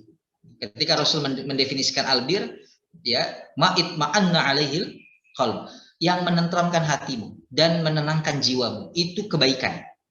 Kalau kita sudah melakukan sesuatu perbuatan atau ucapan, lalu hati kita tenang, tentram, adem, yakinlah itu adalah kebaikan. Sedangkan dosa, kata Rasulullah, ya, maha kafi sadrika wa karihta an yattali alaihin nas. Sesuatu yang membuat jiwamu itu ya nggak tenang gitu. Ya. Dan kamu benci, tidak suka diketahui orang lain, itu udah pasti dosa. Kita bawa pulang ke rumah uang hasil dagang 100.000. Kita belikan makanan berbuka untuk keluarga kita. Enak makannya gitu. Ya, 100.000 mungkin untuk ukuran satu keluarga memang nggak cukup. Tapi makannya itu nikmat gitu, tentram gitu ya. Dibandingkan kita bawa uang 100 juta, yaitu tadi hasil korupsi, hasil menipu.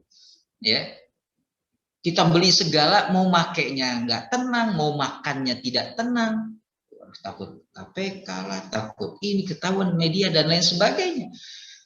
Jadi mudah mendeteksi, kalaupun kita belum tahu ilmunya secara mendalam, dalil-dalilnya, misalkan secara syariat fikihnya, mudah mendeteksinya. Kita sudah diberikan modal semua oleh Allah, sama hati, keimanan kita, naluri kita. Ketika hati kita merasa tidak tenang, tentram dengan satu perbuatan, yakinlah itu adalah perbuatan dosa. Tapi kalau kita sudah melakukan sesuatu kok kita tenang, tentram, nggak ada orang yang habis baca Al-Quran itu gelisah gitu. Kalau masih ada itu hatinya yang sudah parah gitu kan. Orang yang habis baca Al-Quran itu tenang, bahkan saking tenangnya itu huruf yang tadinya besar jadi menghilang sama sekali gitu. Ya, itu saking tenangnya, Pak. Tapi nikmati bahwa itu, apa kata Rasulullah, orang kan yang kalau ada di majelis ilmu, ya, anzalat alaihimus sakinah, kata Rasulullah, apa? Allah akan turunkan kepada mereka ketenangan. Sok tenang Ibu dalam majelis ilmu, mah. Ya, pasti tenang. Orang di masjid sedang mendengarkan kajian itu nggak ingat urusan di rumah, cucian numpuk lah, hutang apa, tenang sebentar, alokasi tenang, nanti udah keluar baru liar deh gitu kan, baru pusing nih, rudet deh gitu kan, pusing lagi. Nah itu yang kemudian ketenangan itu ya dinikmati, nggak apa-apa, alhamdulillah ya, ya tenang-tenang sambil ngaji daripada tenang-tenang maksiat kan begitu kan, ya. Wa ghasyiyatuhumur rahmah, lalu kemudian Allah diselimuti dengan rahmat. Bahkan wa dzakarallahu fi man inda. Nama kita disebut oleh Allah di hadapan makhluknya yang mulia, yaitu para malaikat. Ya, terkenal kita di langit sana. Ya. Kemudian itu dilakukan dengan rahasia, nggak mungkin dosa. Makanya kalau ada yang berbuat dosa dengan bangga terang-terangan disebut al-mujahirun. Al-mujahirun itu siapa? Mereka yang berbuat dosa malam hari, kata Rasulullah, sudah Allah tutup nih. Ya, sudah Allah tutup aibnya, tapi pagi-pagi dia kemudian dengan bangga membongkar aibnya sendiri. Wah, tadi malam saya habis ngerampok. Padahal tadi malam itu sama Allah sudah ditutupin. Nggak ketahuan aparat misalkan ya, tidak diketahui oleh manusia yang lain. Sudah ditutup, tapi pagi-pagi, tadi malam habis ngerampok. Oh, tadi malam saya habis 2 botol. Tadi malam saya habis zina. Itu yang disebut mujahirun, Pak. Bangga dengan dosa. dibuka korupsi kemudian dengan kayak suka ada meme-meme yang di masyarakat ya, ini koruptor kok gitu ketika di-shoot sama kamera televisi malah senyum gitu kan gitu. Ya Allah alam gitu. Mungkin sebelumnya memang sudah ada latihan kuat mental gitu, atau memang dia senyum itu memang nggak bersalah gitu. Tapi kan setidaknya mungkin ada semacam efek gitu ya pada sikap kita akibat dosa yang kita lakukan. Ya. Yang kelima, melibatkan lebih dari satu orang atau satu pihak. Ya, perbuatan korupsi itu sulit dilakukan oleh satu orang, pasti ada. Ya, makanya supaya mungkin kenapa berjamaah ya supaya di penjara nggak sepi gitu. Ya. Sehingga memang tidak ada satu kebijakan yang kemudian satu seorang, pasti ada kaitan. Ya, ada kaitan dengan orang lain, pihak lain. Kemudian yang keenam, adanya kewajiban dan keuntungan bersama. Ya, beda-beda lah bagi-bagi hasil mungkin ya gitu ya. Ada kewajiban tapi ada keuntungan juga gitu. Kemudian terpusatnya kegiatan korupsi pada mereka yang menghendaki keputusan yang pasti dan mereka yang dapat mempengaruhinya. Ya, tadi mungkin penyelenggara negara itu jauh lebih berpeluang misalkan ya. Pemegang kebijakan itu jauh lebih berpeluang dibandingkan rakyat jelata seperti kita misalnya. Walaupun tetap korupsi di mana saja itu bisa terjadi. Di level mana saja. Yang kedua, yang kedelapan, adanya usaha untuk menutupi perbuatan korup dalam bentuk pengesahan hukum. Nah, ini main hukumnya wallahu alam. Hanya memang salah satu ciri akhir zaman itu kan ketika yang salah kemudian dihukum benar, divonis benar, yang benar malah divonis bersalah. Dan itu tadi karena kita tidak menghadirkan sebuah semangat bahwa ada pengadilan Allah setelah pengadilan di dunia ini, yang pengadilan di dunia ini bisa bercanda, bisa direkayasa, bisa dagelan bahasanya dan lain sebagainya. Ya, jadi tidak jarang kemudian yang tidak bersalah sama sekali nggak bersalah, tetapi dihukum bersalah, ataupun yang bersalah justru dihukum bebas. Ya. Yang kesembilan, menunjukkan fungsi ganda pada setiap individu yang melakukan korupsi. Ya, ini sedikit saya kutip dari Said Hussein Alatas. Baik, kita lihat, Ustaz, ada korupsi pada zaman Nabi gitu. Ya. Kan ini zaman Nabi masa kemudian ada korupsi, padahal ada Nabi gitu ya, ada Rasul. Kisah Karkirah itu yang diriwayatkan oleh Al-Bukhari, Imam Bukhari sebagai berikut. Ya, dari Abdullah ibnu Amr, sahabat Abdullah ibnu Amr radhiyallahu anhu, ia berkata, ada seseorang yang bernama Karkirah, yaitu pembawa barang-barang Nabi sallallahu alaihi wasallam. Ia mati dalam peperangan, lalu Nabi mengatakan ia masuk neraka. Padahal tukang bawain barang-barang Nabi gitu. Dan mati dalam peperangan. Tapi Nabi memvonis masuk neraka. Tentu Nabi bukan memvonis seenaknya, ini kan wahyu, berdasarkan wahyu dari Allah SWT. Kemudian para sahabat memeriksanya, ternyata mereka mendapatkan sehelai pakaian yang ia korup dari ghanimah. Sehelai pakaian saja Bapak Ibu. Sehelai pakaian. Ya. Dari harta ghanimah. Padahal harta ghanimah ini memang harta yang halal ya. Tapi kan pembagiannya itu Rasul gitu. Harus, tapi dia korup. Diambil. Ya, sehelai pakaian saja, Masya Allah. Bagaimana kalau triliunan, miliaran, puluhan juta, ratusan juta misalkan, sampai triliun. Ini sehelai pakaian saja didapati dari Karkirah ini, kemudian kata Rasul masuk neraka karena dia korupsi dari harta ghanimah. Gitu. Ini kalau kemudian dana bansos, kemudian zakat dan lain sebagainya dikorupsi. Nauzubillah min dzalik. Insyaallah. Ya.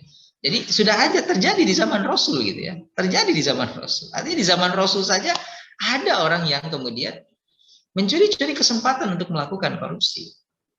Ya. Dan Rasul langsung menyebutnya hilal. Padahal mati dalam keadaan peperangan. Ya. Tapi dia melakukan sebuah penyimpangan dan melukai integritasnya. Baik integritasnya ataupun kepercayaan Nabi kepada beliau selama beliau membawa barang-barang Nabi Muhammad SAW. Baik, ayat-ayat yang melarang korupsi dalam Al-Quran, mohon maaf saya tidak bacakan satu-satu, ini saya berikan poin-poinnya saja. Ada surah Al-Maidah ayat 33, ya, Al-Baqarah ayat 30, Ya, Ali Imran ayat 161, kemudian An-Nisa ayat 58. Ini maaf, ada pengulangan ya, nomor 5 sebenarnya sama dengan nomor 4. Kemudian ada Al-Baqarah ayat 188 ya. Tapi khotiman rahimakumullah, saya mengutip hadis Rasulullah SAW, ada 5 hal perbuatan dosa ya, ini diriwayatkan oleh di dalam kitab Al-Mustadrak Imam Al-Hakim. Ada 5 hal perbuatan dosa yang dampaknya itu dirasakan oleh semua. 1, ketika zaharatil fahisyah, muncul yang namanya kayak pornografi, porno aksi ya begitu ya. Hal-hal yang fahisyah, keji kan disebutnya, zina itu kan keji. Perzinahan, pornografi, porno aksi begitu sudah semakin semarak, apa balasan dari Allah? Allah akan munculkan penyakit-penyakit taun, penyakit-penyakit yang tidak pernah muncul di umat-umat terdahulu. Saya tidak ingin memvonis bahwa corona itu bagian dari itu, tidak. Tetapi kalau kita kaitkan dengan sabda Rasul tadi, mungkin saja, bisa saja, virus ini belum pernah ada sebelumnya kan gitu. Ya. Kalau taun itu yang pasti virus-virus yang kemudian akan berakibat epidemi atau pandemi gitu ya. Wabah, epidemi, pandemi. Yang menyeluruh, pandemi ini kan sifatnya global, gitu ya. Jadi ketika muncul fahisyah, perbuatan zina, perbuatan pornografi, porno aksi. Yang kedua, ketika korupsi merajalela, ya. Bahkan bukan saja level tertinggi, ini Pak pedagang saja yang kemudian memainkan timbangan, mengurangi timbangannya. Ini kan perilaku korupsi, perilaku korup gitu. Ya, kalau itu terjadi, maka apa? Akan Allah hadirkan paceklik, kata Rasulullah.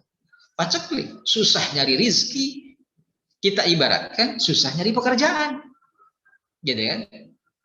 Lapangan pekerjaan itu kemudian sulit didapatkan, paceklik di mana-mana. Itu akibat apa? Perbuatan korup, ya, baik yang dilakukan oleh penyelenggara negara ataupun rakyat biasa sama, gitu ya. Lalu yang ketiga apa? Ketika mereka sudah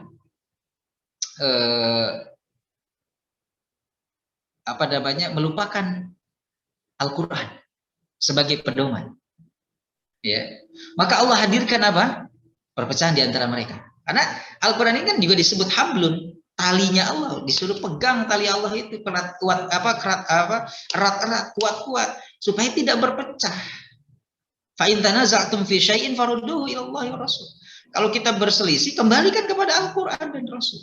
Nah, kalau kemudian sudah dilupakan Al-Qurannya, ya akan muncul perpecahan. Yang keempat, ketika sudah di negeri itu kemudian sudah tidak ada penentangan terhadap zakat. Ada zakat, nggak ada yang mau bayar zakat lah gitu. Yang kaya itu makin kaya, nggak mau dia bayar zakat. Apa yang terjadi? Allah akan tahan hujan. Hujan kalau ditahan, Pak, waduh, mati kita. Andaikan kata Rasulullah tidak ada doa-doa dari binatang-binatang ternak, hujan nggak akan turun. Pak, Bu, mungkin curigai diri kita sendiri. Selama ini hujan bisa jadi itu doa binatang ternak, permohonan mereka yang kita nggak dengar saja, ya. Tapi kalau zakat sudah kita nggak mau keluar, padahal potensi zakat di kita itu konon sampai 30 triliun, ya itu belum semuanya bisa, Pak. Ya, masih ada kemudian orang-orang yang mampu, sudah muzaki, ya sudah mencapai nisab, hartanya sudah nggak kehitung, masih tidak mau mengeluarkan zakat karena tadi sayang, takut habis dan lain sebagainya. Jangan salahkan kalau kemudian Allah turunkan itu. Yang kelima apa? Ketika mereka sudah jauh dari komitmen terhadap Islam, maka yang terjadi apa? Allah akan buat umat Islam itu kalah dari musuh-musuhnya. Kalau kita sudah meninggalkan komitmen kita terhadap Islam secara kafah, secara menyeluruh, yang terjadi kita terus dikalahkan, ya, oleh musuh-musuh Allah Subhanahu Wa Taala. Terus kita berada dalam kondisi kalah, kondisi yang mundur gitu ya, kondisi yang terbelakang. Ya. Nah, ini yang harus kita khawatirkan. Sedikit saya menyinggung kewajiban menjadi umat terbaik ini bagi para penyuluh anti korupsi dan khususnya dan umumnya bagi kita semua. ayat yang terkenal tentu Ali Imran ayat 110 104 ya. Satunya adalah wal takum minkum ummatun yad'una ila khair ayat 104. Hendaklah ada. Nah, di sini para ahli tafsir ada yang kemudian menafsirkan minkum di situ ada sebagian. Ada yang memang maknanya seluruh umat itu punya kewajiban mengajak berbuat baik, mencegah berbuat mungkar gitu. Tapi ada dari sekian umat tadi harus ada yang khusus. Gitu ya. Yang lebih khusus lagi untuk karena memang umatnya saja menjadi mad'unya, menjadi objek dakwahnya gitu kan. Maka kemudian banyak ya, ada ormas Islam, ya, ada yayasan-yayasan, lembaga-lembaga dakwah Islam. Itu mengambil dari ayat ini. Yang kalau ditafsirkan minkum di situ ada lil ba'di, sebagian harus ada. Karena memang umat secara keseluruhan benar punya kewajiban berdakwah, punya kewajiban ngajak secara umum. Tapi harus ada yang khusus, gitu kan? Kelompok yang khusus, orang-orang yang khusus untuk kemudian mengajak. Sebab umatnya sendiri masih, ya. Jadi ada umat yang mengajak, ada umat yang disebut umat dakwah, yang kemudian objek dakwah tadi, ada yang disebut umat kemudian yang mengajak, gitu. Ada yang objeknya, ada yang subjeknya, gitu ya. Nah ini kemudian kayak penyuluh, seperti penyuluh anti korupsi ini bagian dari menerapkan firman Allah surah Ali Imran ayat 104 tadi. Hendaklah ada sebagian dari kalian umat yang mengajak orang untuk berbuat al khair dan kemudian mencegah orang mengajak berbuat ma'ruf, mencegah orang berbuat kemungkaran. Gitu ya. Sehingga inilah fungsi kita melahirkan keterbaikan umat itu apa? Ciri keterbaikan umat ketika masih ada proses amar ma'ruf nahi mungkar. Ya. Jadi risalah dakwah itu Bapak Ibu kan ini risalah yang awalnya khusus pada para nabi dan rasul. Tapi ketika para nabi dan rasul sudah wafat, risalah ini kemudian diturunkan kepada kita. Risalah yang mulia tadinya khusus, spesial untuk para nabi dan rasul saja, ternyata sekarang diturunkan kepada kita umatnya. Ini kan berarti mereka yang terus mengajak orang amar ma'ruf nahi mungkar ini disebutlah sebagai khaira ummah, untuk melahirkan keterbaikan umat. Bahkan disebut ahsanul qaul, sebaik-baik ucapan itu adalah mimman da'a ilallah, yang mereka mengajak kepada Allah, ya, berdakwah. Di situ disebut ahsanul qaul, sebaik-baik ucapan, ya. Makanya berbahagialah ketika kita menjadi bagian umat terbaik, atau yang disebut dengan umat yang aktif dalam berdakwah, gitu kan. Dan ini bukan hanya milik para ustadz, para kita di dakwah kita bisa masuk dalam saluran yang banyak, gitu ya. Artinya celah-celah yang kemudian tidak bisa dimasuki oleh setan, kita bisa masuk gitu untuk dakwah, ya. Jadi ada sebuah ayat kan disebutkan lima ta'iduna qaumanillah muhlikuhum au mu'adzibuhum adzaban syadida. Jadi ada 3 kelompok dalam ayat ini. Ada kelompok aktif, ada kelompok pasif, ada kelompok zolim. Kelompok pasif ini mengatakan kepada yang aktif dalam mengajak beramar ma'ruf nahi mungkar. Apa mereka mengatakan? Lima ta'iduna qaumanillah muhlikuhum au mu'adzibuhum adzaban syadida. Untuk apa sih capek-capek? Kalau bahasa Ibu Ninin mah, kenaon capek-capek. Ngajak orang berbuat baik, mencegah orang berbuat mungkar. Yang mereka itu juga adalah orang yang nanti juga akan dibinasakan dan diazab oleh Allah. Mendingan kita aja cari aman, soleh sendiri, gak usah pusing usil dengan perbuatan orang lain. Orang mah anteng we ibadah, gitu kan? Gak usah sibuk dengan orang lain dia berbuat apa. Yang penting kita jangan. Ini orang yang pasif mengatakan itu kepada yang aktif.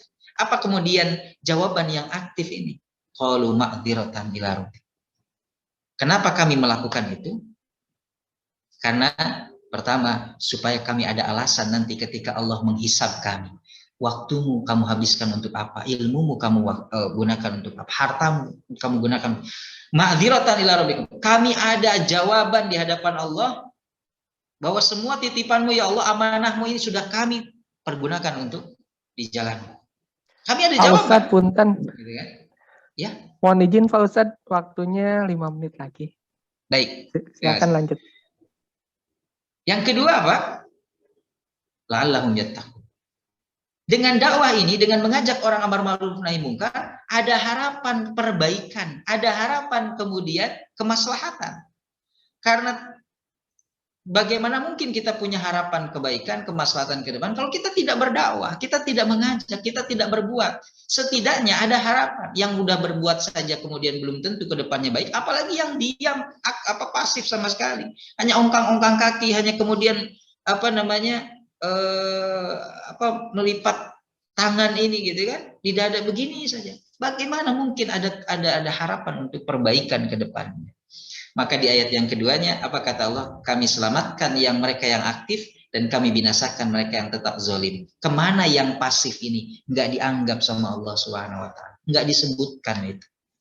Jadi yang pasif ini lebih dekat kemana kata para ulama tafsir? Lebih dekat ke yang zalim. Mereka tahu tapi mereka diam.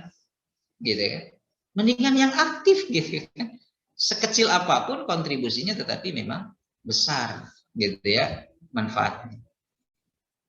Baik, sedikit singkat lagi profil penyuluh anti korupsi dalam Al-Qur'an. Ini wasiat dalam Al-Qur'an bagi para penyuluh anti korupsi. Pertama harus memiliki nilai keimanan kepada Allah dan konsisten dalam kebenaran. Kita bisa lihat surah Fussilat ayat 30. Kemudian harus memiliki nilai kejujuran dalam memegang amanah. Ya, An-Nisa ayat 58. Innallaha ya'murukum an tu'addul amanati ila ahliha. Kemudian harus memiliki nilai keadilan. Ya, An-Nisa ayat 135. Ya, dan harus memiliki nilai keteguhan dalam memegang janji. Surat Al-Mu'minun ayat 8. Ya. Solusi untuk mencegah korupsi. Ya. Pertama, sistem penggajian mungkin yang layak. Ini saya subjektif saya saja. Ya. Walaupun ini relatif, kembali kemudian memang kepada keimanan nantinya. Larangan suap dan menerima hadiah, karena laknat Allah atas penyuap dan penerima suap itu ya, berdasarkan hadis riwayat Ibnu Hibban dari Abu Hurairah, ar-rashi wal murtashi finnar. Penghitungan kekayaan pejabat, Khalifah Umar selalu menghitung kekayaan para pejabatnya di awal dan di akhir jabatan. Kita suka ada ya laporan kekayaan para penyelenggara ya negara. Jika terdapat kenaikan tidak wajar, Khalifah Umar akan memaksa mereka untuk menyerahkan kelebihan itu kepada negara. Ini mungkin bisa diterapkan. Di akhir cek lagi kan gitu. Ternyata bertambah. Nah, ini kembaliin. Karena nggak sesuai dengan gajinya kan gitu. Kembalikan. Ya. Nggak wajar maka kembalikan gitu. Kita mungkin jarang di akhir itu hanya kalau pas diangkat aja gitu. Jadi pejabat penyelenggara negara. Teladan dari pemimpin ya. Salah satu tadi hikmah kenapa korupsi itu kemudian balasan dari Allah Subhanahu wa taala, siksa dari Allah, korupsi merajalela, salah satunya mohon maaf dihadirkannya pemimpin yang zalim. Ya. Lalu yang kelima hukuman setimpal. Ya, hukuman yang setimpal lah. Masa korupsi 1 triliun cuma 5 tahun? Kan gitu kan? Itu enggak habis 5 tahun, paling dia cuma ngabisin 5 miliar lah.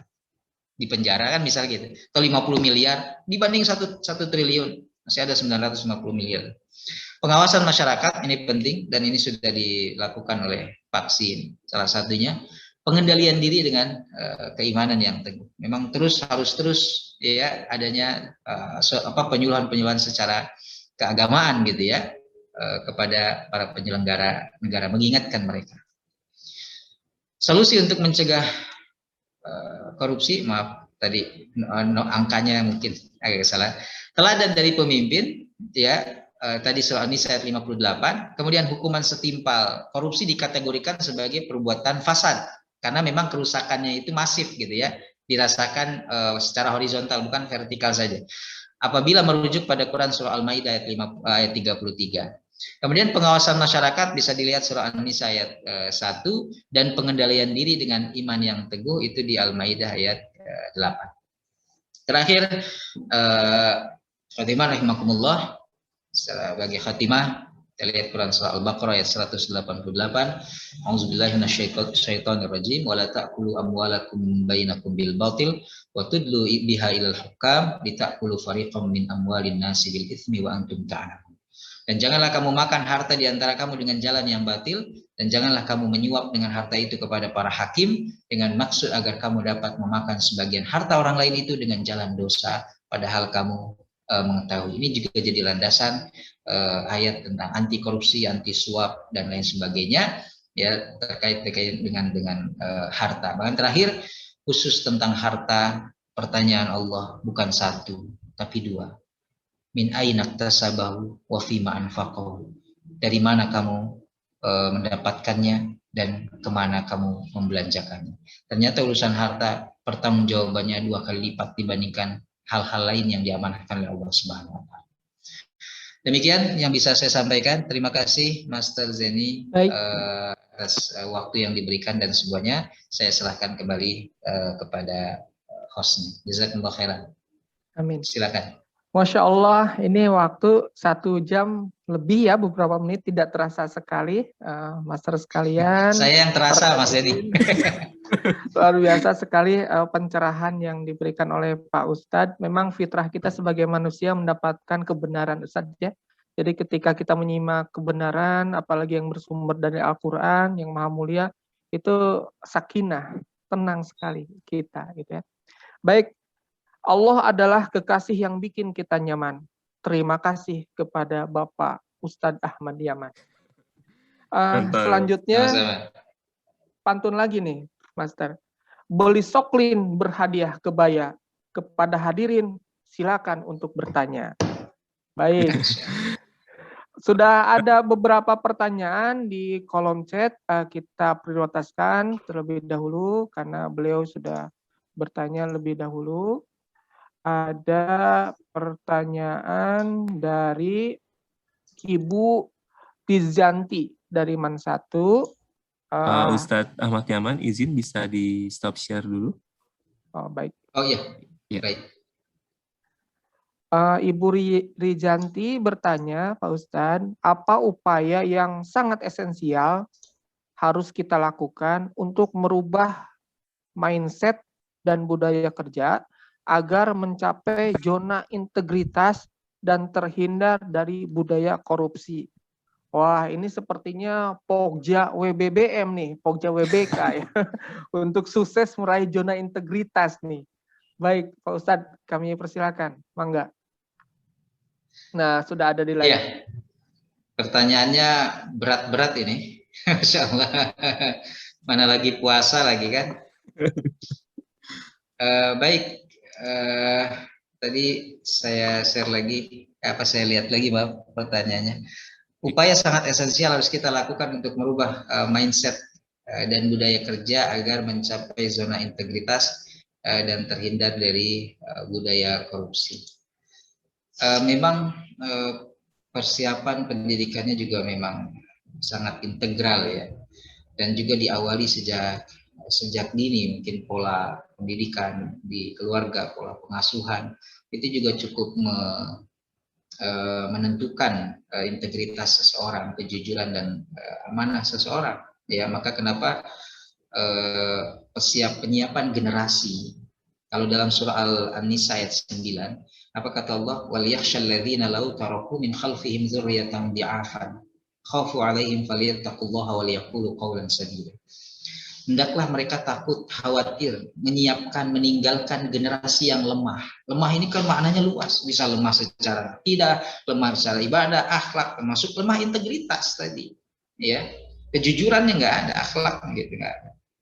Apa kata Allah? Falyattaqullaha, takwa kepada Allah, wal yaqulu qawlan sadida, dan berkata-katalah dengan perkataan yang benar. Ternyata perkataan itu bisa membentuk karakter seseorang. Ya, dan itu mungkin dari pendidikan ya, dari awal sejak dini.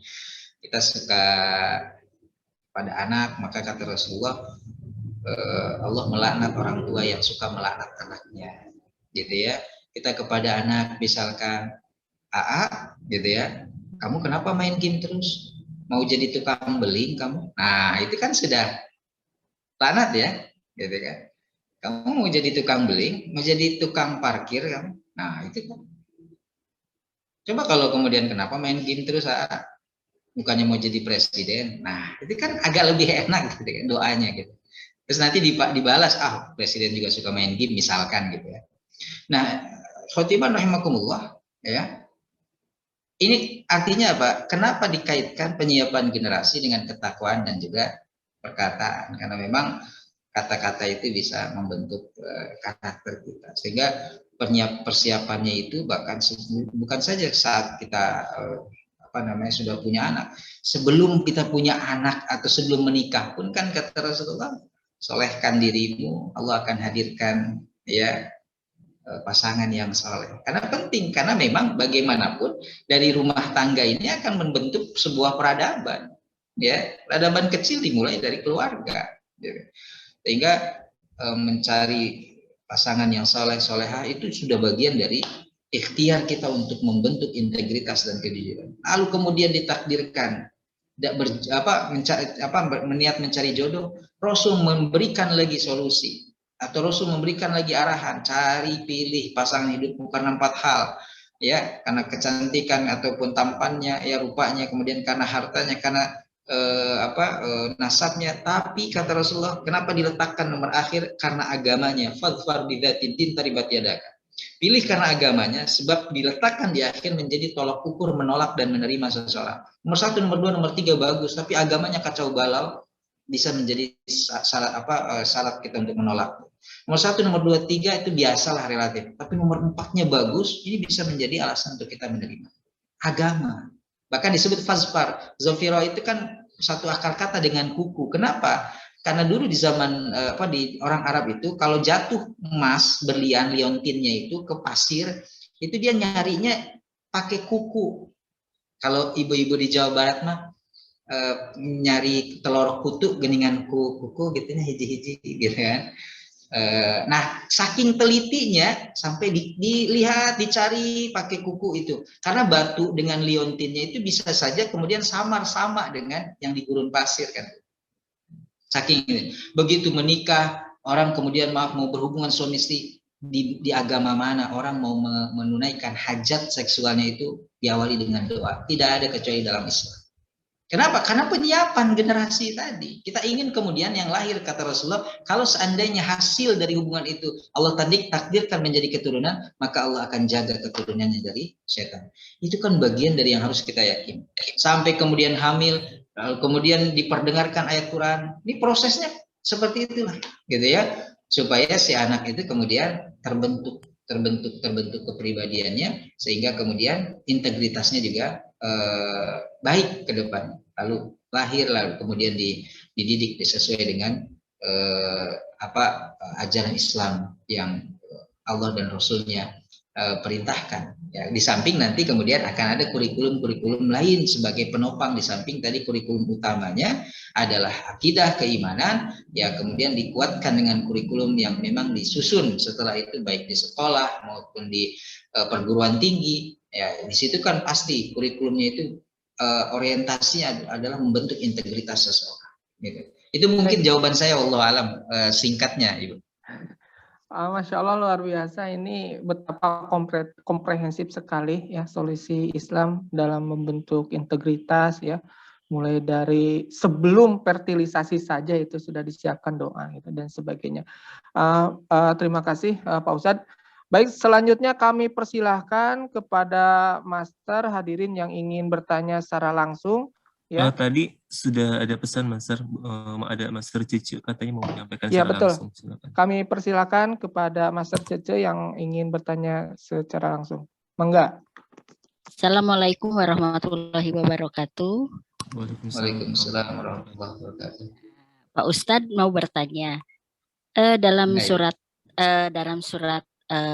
Quran surat Al-Maidah ayat 38 itu disebutkan tentang korupsi adalah adapun orang laki-laki maupun perempuan yang mencuri, potonglah tangan keduanya sebagai balasan atas perbuatan yang mereka lakukan dan sebagai siksaan dari Allah, dan Allah Maha Perkasa, Maha Bijaksana. Itu. Di dalam perspektif korupsi, perempuan itu selalu dijadikan tameng, baik di dalam sebagai anggota legislatif maupun eksekutif. Mereka selalu dijadikan kambing hitam.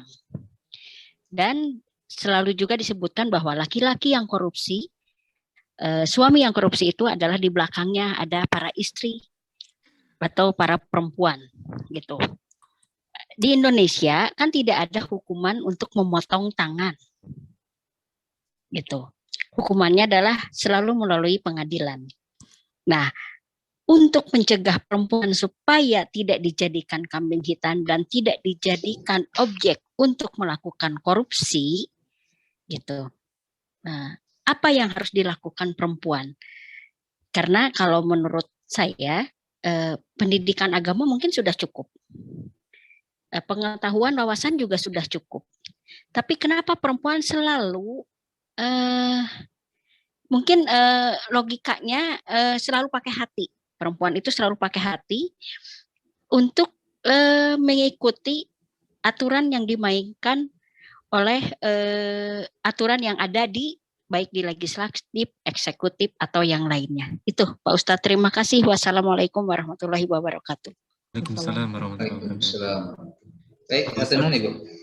Ada yang menarik ketika berbicara tentang mencuri, Allah dahulukan laki-laki dalam Al-Quran. Tapi ketika berbicara tentang zina, Allah dahulukan perempuan.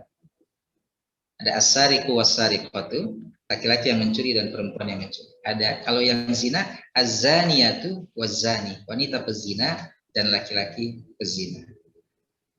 Para ulama kemudian banyak menafsirkan. Kenapa? Karena pencurian ini lebih domainnya mungkin kaum laki-laki, ya. Kalau pencuriannya secara apa namanya kasar dalam artian merampok dan lain sebagainya, ini kan domainnya laki-laki, ya. Keberanian jauh lebih besar ketika berbicara laki-laki, berbicara pencurian, keberanian laki-laki itu jauh lebih besar tentu dikedepankan, sehingga didahulukanlah laki-laki pencuri dan wanita pencuri. Sedangkan untuk zina itu dikedepankan perempuan karena dianggap perempuan ini puncak masalahnya gitu, yang menimbulkan perzinahan. Maka kenapa kemudian Al-Quran memerintahkan untuk menutup aurat, menjaga pandangan, menjaga pergaulan dan lain sebagainya? Karena memang seluruh tubuh wanita itu kecuali tangan dan ke wajah dalam hadis Ibnu Abbas itu adalah aurat, sehingga akan mendatangkan fitnah gitu ya bagi kaum laki-laki. Karena sumber masalahnya kalau perzinahan dari perempuan. Gitu. Itu hikmah kenapa didahulukan, dibedakan. Nah, kenapa kemudian wanita selalu menjadi kambing hitam, bahkan dimunculkan gara-gara inilah gitu ya. Di balik laki-laki yang korupsi, maka ada wanita yang suka shopping misalkan begitu ya. Karena memang kemudian ditekan oleh wanita. Ya, atau kemudian dikaitkan nanti ada wanita yang kedua, ketiga dan seterusnya, gitu kan. Bahkan korupsi juga, gratifikasi juga bisa melalui gratifikasi seksual gitu ya. Jadi disuap dengan wanita gitu, dengan perempuan. Itulah kemudian daya tarik seorang wanita. Maka kenapa di akhir hayat Rasulullah istausu bin nisa'i khairan. Jadi mewasiatkan jaga perempuan tuh hati-hati gitu. Hati-hati dengan kaum wanita, ya, diluruskan secara paksa dia patah, dibiarkan dia terus bengkok, kan gitu ya.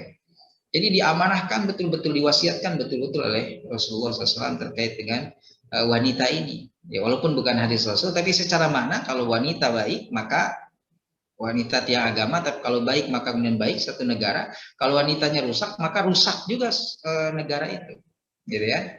Jadi satu sisi memang wanita sebagai mata perhiasan, ya, tapi satu sisi lain dia juga bisa menjadi sumber malapetaka, tergantung kemudian dalam pengelolaan. Syahwat memang kita diberikan oleh Allah Subhanahu wa taala, zuyyina linnasi hubbus syahwat, kepada wanita, kepada anak-anak, harta dan lain sebagainya. Ya, itu hal yang wajar. Tetapi bagaimana kemudian pengelolaan harta itu kan pada hukum asalnya netral, tidak ada istilah harta itu bagus atau tidaknya, kembali kepada pemilik dan pengelolanya. Kalau pemilik pengelolanya itu baik pengelolanya, maka harta itu jadi berkah, jadi anugerah. Tapi kalau sebaliknya buruk, khianat, maka harta itu menjadi malapetaka dan pemiliknya, pengelolanya juga akan binasa. Nah, sehingga wanita itu